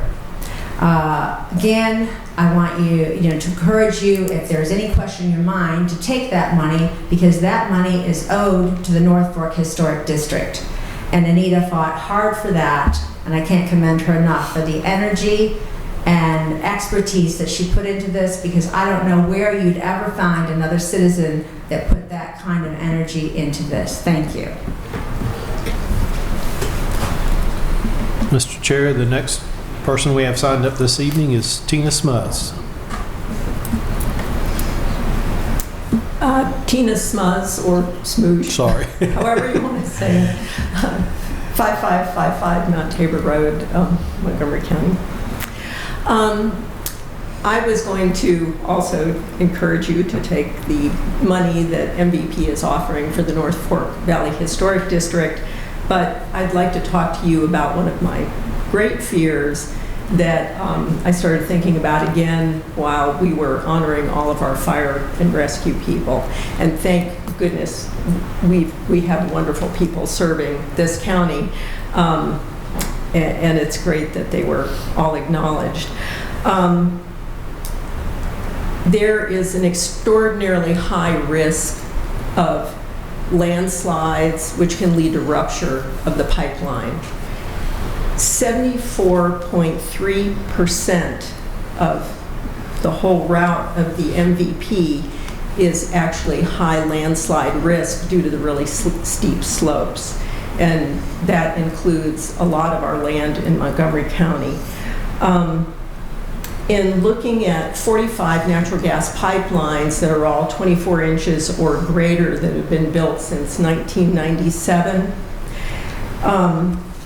Mountain Valley ranks top in the risk for landslides. And we've already seen that happening in the southern part of our county. On our steep slopes, especially the ones where they can't be closely watched, there are practices going on with construction that threaten all of us. So I think they really owe us money for the North Fork Historic District, and I encourage you to accept it. Thanks. Thank you. Mr. Chair, that's all we have signed up under public address this evening, but if there's others that would like to speak, please come forward, state your name and address, and you have 5 minutes. Seeing none, we'll close public address. Addendum. No addendum this evening, sir. And no addendum. Consent agenda, is there a motion? So moved. Second. Is any discussion? Madam Secretary, call roll, please. Ms. Biggs? Aye. Ms. Bone? Aye. Mr. Shepherd? Aye. Mr. Tuck? Aye. Mr. Fizikowski? Aye. Mr. Motts? Aye. Chair King? Aye. 7 ayes. Old business. Sure. Board members, first item under old business is a resolution to remove from the table the foundation request for the Economic Development Authority of Montgomery County to issue revenue bonds. So moved. Second. Any discussion? Not on the table motion, no. Okay. Madam Secretary, call roll. Mr. Shepherd? Aye. Mr. Tuck? Aye. Mr. Fizikowski? Aye. Mr. Motts? Aye. Ms. Biggs? Aye. Ms. Bone? Aye. Chair King? Aye. 7 ayes. Mr. Chair and board members, now that that item's removed from the table, you have before you the foundation's request for the EDA to issue revenue bonds up to $104,120,000. So moved. Second. Is any discussion? Supervisor Tuck. Just a few, I know the hour's late. I've had a chance, I think, to talk with everybody about this issue. And this is one where I do believe that Mr. Dooley's a good man. But at this point in time, the folks elected me to try to look out, and they knew who they were getting when they voted for me. And my idea of negotiating is you do it up front before you give the other side exactly what they're asking for. It's contrary to what I've been taught. In addition to that, there's a fundamental side of me that doesn't believe that government, and I'm sorry when looking at a commercial aspect, should be competing with individuals, especially not on a level playing field. And whether it's the state code's fault or it's this situational fault, I have to look back. When we were examining whether DePaul services should get the tax exempt status, we looked at it and determined they were doing adoptions. It was the right thing to do. But when we're starting to talk about commercial ventures that will be directly competing against taxpayers, it's not something at this point in time I can vote in favor of. I'm hoping that that if it does pass, you learn a lot more from your mistakes, and I hope that Mr. Dooley proves me wrong. I hope that the foundation agrees to a similar situation that is at the Hotel Roanoke, where on commercial property that they're paying full taxes, but even when that's empty, they're not paying anything, because that wouldn't be fair to them. And so that's, as far as the discussion, that's where I'm at. Any more discussion? Yeah, I feel confident that a solution can be worked out, and I'm willing to do that. And I'm hoping that this board and our media representatives hold us all accountable to make sure that we do accomplish something. Any more discussion? Supervisor. I just have one thing I just happened to think about. I got an email. I don't know if you guys got it or not, and I don't remember the gentleman's name, but he told me a story about he works off campus, and he would sometimes take his friends to lunch during their lunch hour, and a lot of the time they would want to go on campus and eat at some of those restaurants because it's cheaper, because they don't have to pay the amount of tax. So that's just another little story, and and I'm sure that everybody that's on the foundation are good people, but I think too some things just keeps getting kicked down the road, and so and another thing, to the point that it was this project. I don't think it was this project. I think it's been building for a long time, and it was just kind of the straw that broke the camel's back is what brought this all to a head. But anyway, that's all I got. Supervisor Bone? I think that there are going to be many more opportunities to partner with the Virginia Tech Foundation in the future. They're not going anywhere. We're not going anywhere. And Virginia Tech and the foundation are growing by leaps and bounds. Thank goodness for our county. So to hold this bond issue hostage at this time certainly is not of my preference, and I think that, within good amount of time, we'll come to some agreement, which will be progress. It may not be the final result, but at least we're going in the right direction, of which I'm pretty excited and encouraged about. Thank you. I've already stated that I support it. I know that people are on a timeline, and again, I will state, as I stated, I think maybe the last meeting, that we've already worked on a lot of things together. The Water Authority, the airport, when Virginia Tech needed help with Southgate Interchange, Price's Fork when we had to get land for elementary school, to say nothing of the smart road. So we have worked with Virginia Tech, and we can continue to work with Virginia Tech and the foundation and get the town involved. And I think this is a golden opportunity, like I said before, to do it. Vice Chair DeMotts. And I don't want to talk the issue to death either, but I just wanted to explain some of the factors that caused me to reach my decision. Most prominently among those is that the EDA voted twice unanimously asking us to move this issue forward. And I am aware of the impact to our EDA. And I'm also aware that there are many options for the foundation to go to other locations and make similar requests, and I really think it's best for our community as neighbors for us to be working together in this way.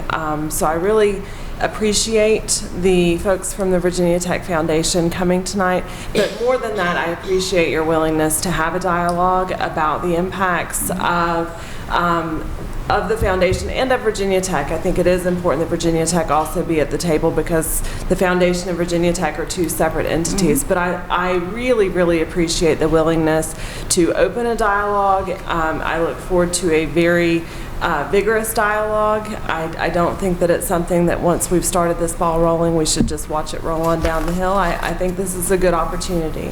So thank you all for being here. Thank you to the members of our EDA that are here as well. I do plan on voting in favor of this tonight, and I do plan on being a huge participant in our conversations as we go forward. Does that bring up any more comments? Madam Secretary, call roll, please. Mr. Rizikowski? Aye. Ms. DeMotts? Aye. Ms. Biggs? Aye. Ms. Bone? Aye. Mr. Shepherd?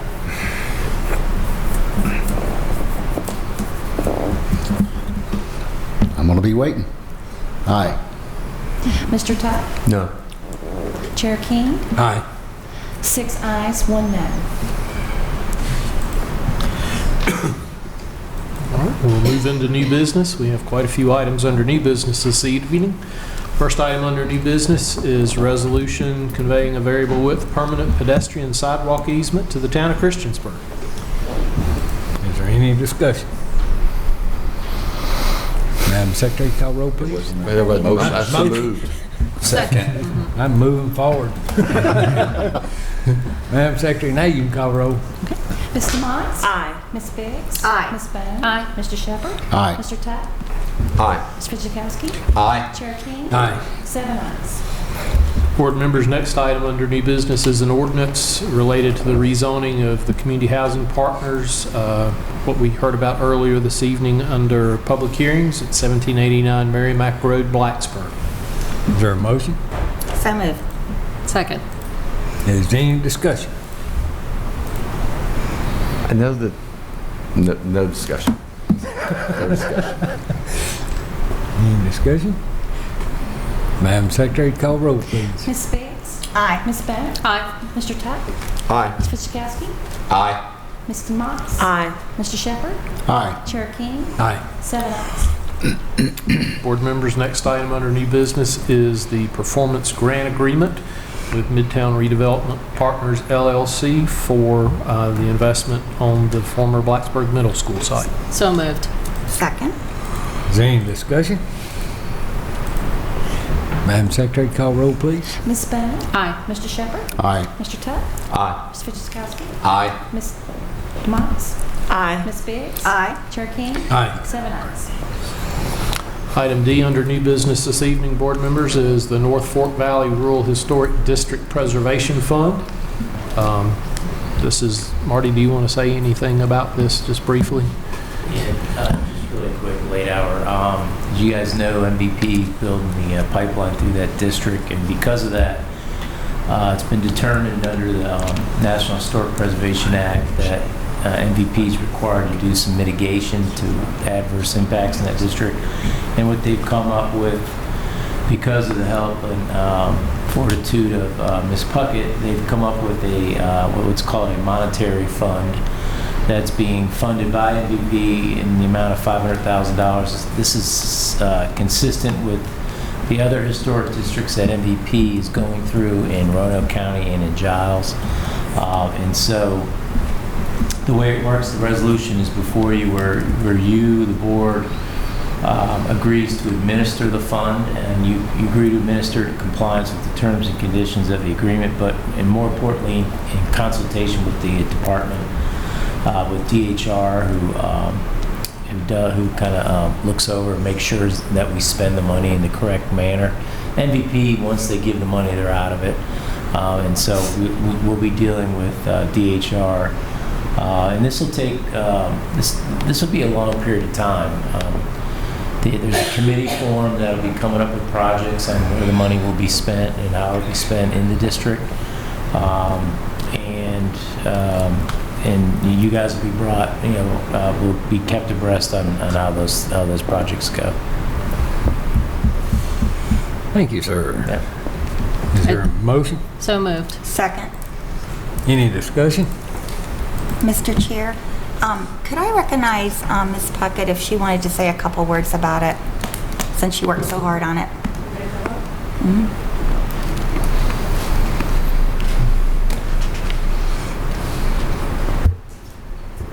By the way, for Linda Majors, I'll pay her later. The project, we all know. I remember when Annette Perkins said, when this project first started, and Annette Perkins said to a Mountain Valley Pipeline representative, have you ever been out there? It's amazing. And it's in a gorgeous place, and it has a tremendous history to it. So what we've been able to do is to, in 3 iterations, get Mountain Valley Pipeline to finally fund us at $500,000. That's assuming you positively vote for this resolution. One of the main things about it is that it's going to the landowners, individuals who own properties and have historic structures. The one in Giles County is going to the Newport Recreation Center to put on a new roof or to restore it. The one over in Roanoke is going to the Bent Mountain Community Center. Ours is going to the people. And I think that's incredibly important. And having said that, let me just shut up and see if you have any questions of me. It's getting late. Let's go home. Thank you. Thank you. Thank you very much for your hard work on this. Thanks. Hours and hours and days and days and weeks and weeks. Thank you. They're good people. I mean, this is not much of a chore. Okay. Thank you, ma'am. Okay. Any discussion? Madam Secretary, call roll, please. Mr. Shepherd? Aye. Mr. Tuck? Aye. Mr. Motts? Aye. Ms. Biggs? Aye. Ms. Bennett? Aye. Ms. Fidzikowski? Aye. Chair King? Aye. 7 ayes.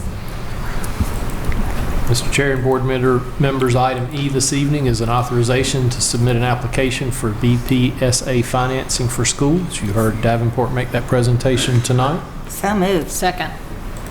Is there any discussion? Glad to see them. 2 years ago, we were asking them to explore remodeling, and they have done that, and this seems to be the right answer, and so I'm glad they're going forward with that.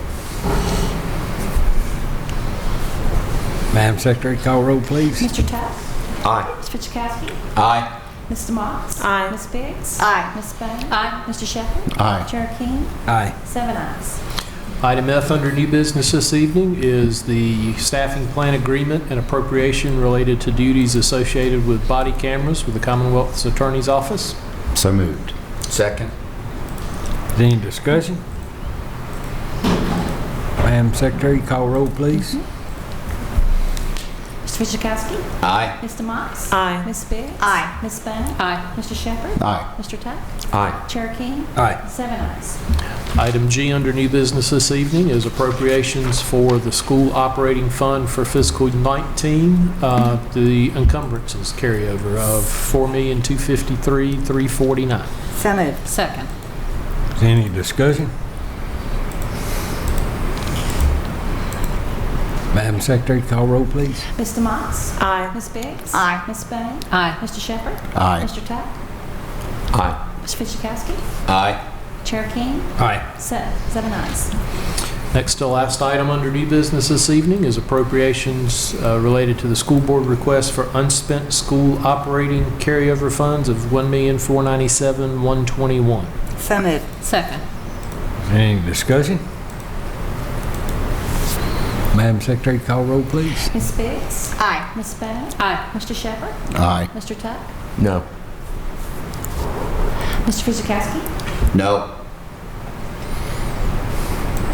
Mr. Motts? Aye. Chair King? Aye.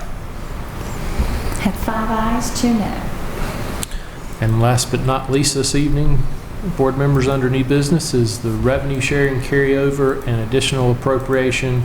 This is for funds for the county's revenue sharing projects in the amount of $556,085. Is there a motion?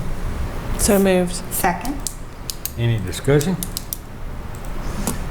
Madam Secretary, call roll, please. Ms. Bowden? Aye. Mr. Shepherd? Aye. Mr. Tuck? Aye. Ms. Fidzikowski? Aye. Mr. Motts? Aye. Ms. Biggs? Aye. Chair King? Aye. 7 ayes. Good for new business. Oh, here we go. I have no report, Mr. Chair. Sad. Here, you want some of mine? County Administrator's Report. Mr. Chair, I'll just mention that several of us are heading to Richmond this week for VACO committee meetings on Thursday. I think several of us will be there during the day, and we'll report back all the good news from Richmond when we return. Hope All it the is good news. I We'll hope bring so back too. money. Money. That's all I have. Supervisor Bond. No report. Oh my. Supervisor Shepherd. No report. We're moving right along. Supervisor Tuck. Considering the hour, no report. Supervisor Steve.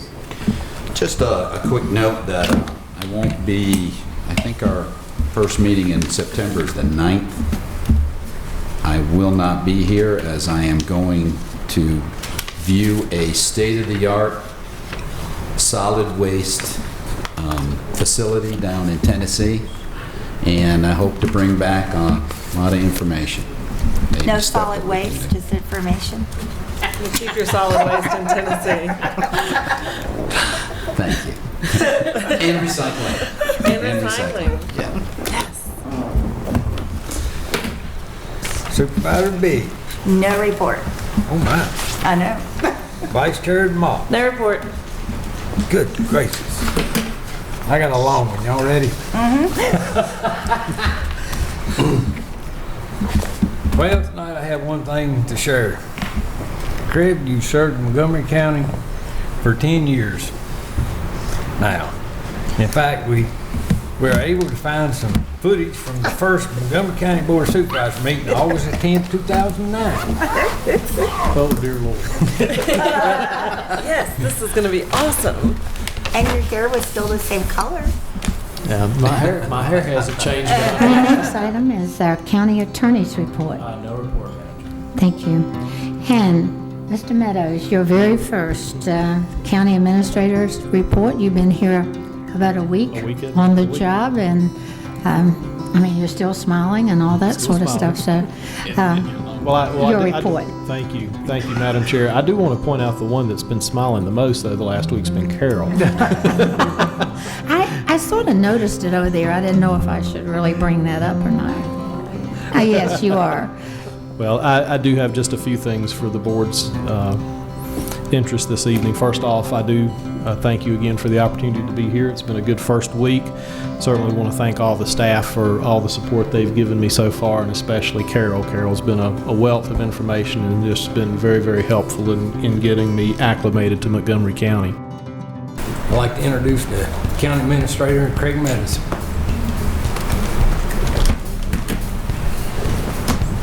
Thank you, sir. Good evening, everybody. I got more behind me than in front of me, so that's a little nervous, but I look forward to presenting the budget to you again this evening. It just seems like we were here not that long ago, and here we are again talking about the fiscal year 2020. Hi, I'm Todd King. Been on the Board of Supervisors since 2014. I'm so proud of Craig Meadows and Montgomery County for the hard work they are getting done. Now as the chairman of the board, I can see how important Craig's role is in moving Montgomery County forward. He does an excellent job, and we are so fortunate to have him here in Montgomery County. When I first stood here in March 2010 as your new county administrator, I did not anticipate that in March 2019 that I'd be reviewing with you such an extensive list of capital projects that we've completed in the past decade.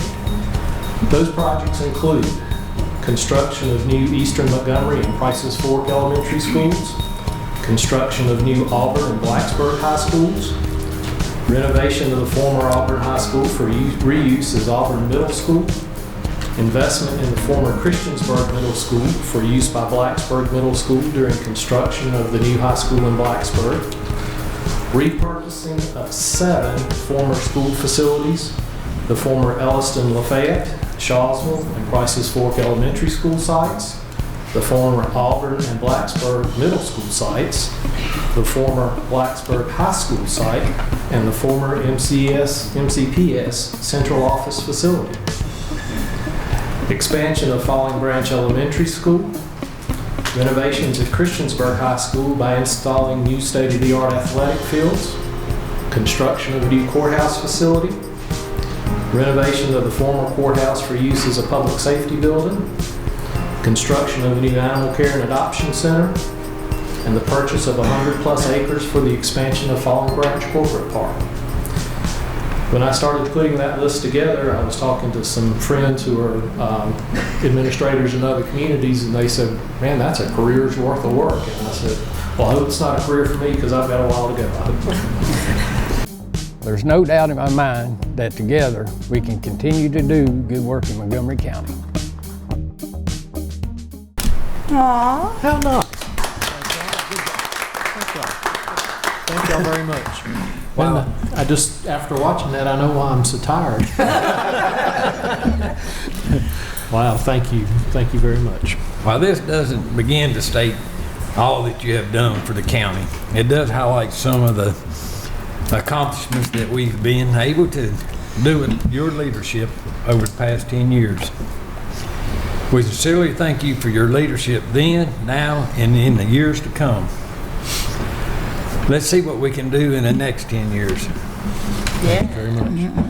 Well, I've got to say one thing to that. Thank you so very much. That I'm very honored, but I've got to tell you that none of that would have happened without the team of people that we have here. Marty, Carol, Emily, Jennifer, the staff that we have is just phenomenal. We've been very, very blessed to add strong people. Vicki, we've been just so blessed, and I've told lots of folks, I mean what I said when I said, because I talked to folks around the state and they said, man, you've done a career's worth of building while you're there, but we're just getting started. We've got a lot more to do. I'm anxious to get these school projects underway and figure out how we can get into Blacksburg. I was in Gilbert Lincoln over the weekend helping my wife get her class set up, and that building's 50-some years old, but it's hanging tough. Thank you so much. That was quite an honor. Supervisor Shepard? I just think you do a phenomenal job. Before I got on the board, I really didn't know what you did.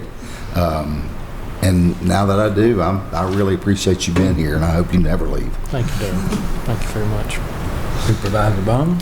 In anticipation of getting on the board, you were so patient with me as I met with you and Carol and Angie and things like that, and then coming up to speed last year for my first year. That's hard as a supervisor to start understanding everything that's necessary, but your kind and gentle leadership and guidance, incredibly a blessing to me, but that's just an example of your management style and how it must pervade through all of our employees. And I can at least speak for myself. I can't thank you enough for your leadership. Thank you very much. Well, I guess I'm the only member that was on the board with the other members that hired Craig. And what I'd like to say was there was no question about it after we interviewed him. It was great, and it's been great. And what many of you know, but maybe people don't know out in the audience or when they hear this, is Craig is very well respected across the state of Virginia because of his connections with his professional organizations. And I had the honor of being at one of the meetings where Craig is an officer, and I cannot tell you how many people know him, come up to him, talk to him, and ask for advice. Another thing that he does that people may not know is he's been a mentor to other young people that are starting out in government, not just in our county, but in other counties, and he's really well respected. And so thank you for all that you've done and all that you will continue to do, and for the fact that you take time to help others along the way, whether they be citizens, young people in government, or of course each of us, and we need a lot of help. Supervisor Tuck. Well, a few things. One, that idea for the video didn't come from the Board of Supervisors. And that tells me a lot about your leadership skills and the care that your employees have for you. And second thing is your integrity and honesty. I've been on the board now for going on 8 years. There has never been a time I've ever questioned it. When I was in the minority for the first 4 years, I got the same information of those folks that were in the majority. That has always continued. It has never been a matter of politics. It's a matter of integrity for you, and I respect you for that. Thank you, sir. Supervisor Steve. Now, I can't believe you all are just saying these nice things about Craig. The first time I met him was at a budget meeting some years ago. Jim Politis was chairman. I got up with my speech during public speaking, and I had a time pretty good. I'm going through my speech about how I hate tax increases, and the buzzer came on. So I left the podium, and later during break, Jim Politis introduced me to Craig. He says, "Yeah, this is the guy who cut you off 2 minutes." That's what happens when you don't hit that reset button. But I will say it's been uphill, downhill since then. Yeah, easy. And I appreciate all you do for us, and especially for me, and how you answer the questions when they pop into my head, because that's when I got to ask them. And I wish you another successful 10 years and maybe another 10 after that. Thank you. Thank you. Vice Chair Motts. Well, I don't know whether to congratulate you on 10 years or to congratulate Montgomery County on having you for 10 years. You have so many positive qualities that stand out, and so everybody's highlighted a lot of those. The number one thing that I think everything about your management style and leadership style communicates is caring. Caring for the people, caring for the community, caring for the future of Montgomery County. And I can't say thank you enough for the overwhelming amount of caring that you put into the job that you do, and the impact that your leadership has had on my ability to understand this job and also to hopefully communicate that same caring to the community. So thank you very much, and congratulations, and stay forever, please. Okay. Well, I just got a few bad things to say. No, I tell you, when I first got on the board, you was really helpful to me. The whole staff was, and I appreciate that. When I was lucky enough to become chair, you have worked with me. I've called you a few times, say, this might sound stupid. And you say, it won't sound stupid, but I'll tell you if it does. But people don't realize how much you do help this board. Thank you. They really don't. Thank you. And one thing about it is, not only you, but the staff that you brought in around you and you keep around you. That means a lot to this board and the communities here in Montgomery County. And one person that I really honestly have to thank for you being here is your family. Thank you. I want to honestly thank your family for putting up with this board, calling sometimes when you're on vacation. But you know, if it wasn't for a good family, that is the main part, is a good family. Yes, sir. It really is. Yes, sir. And I want to personally thank you and your family, especially your family, for sharing you with us. Thank you. Thank you so much. Thank you, sir. I'm humbled. Thank y'all so much. Anything else? That's it. I guess we're done. Marty, you got a report yet? Meeting adjourned.